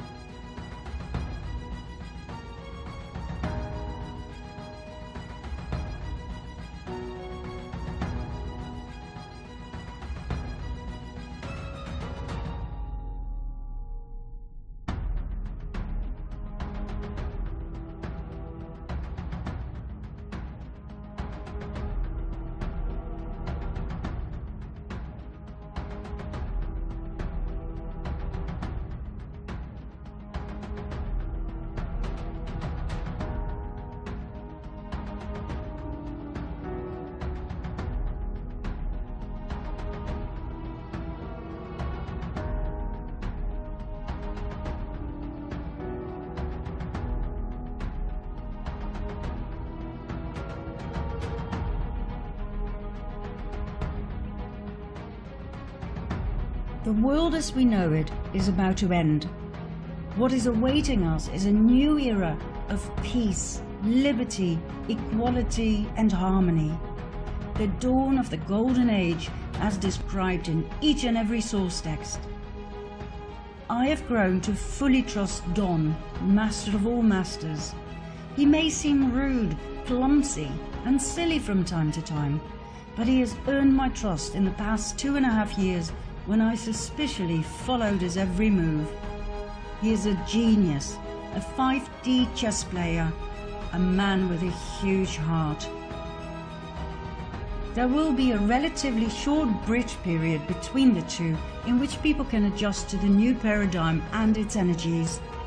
I don't think there will be much chaos. Everything is ready to be implemented. A new banking system without interest, new ways to educate our children, a new medical system without poisonous addictive chemicals, and so on and so forth.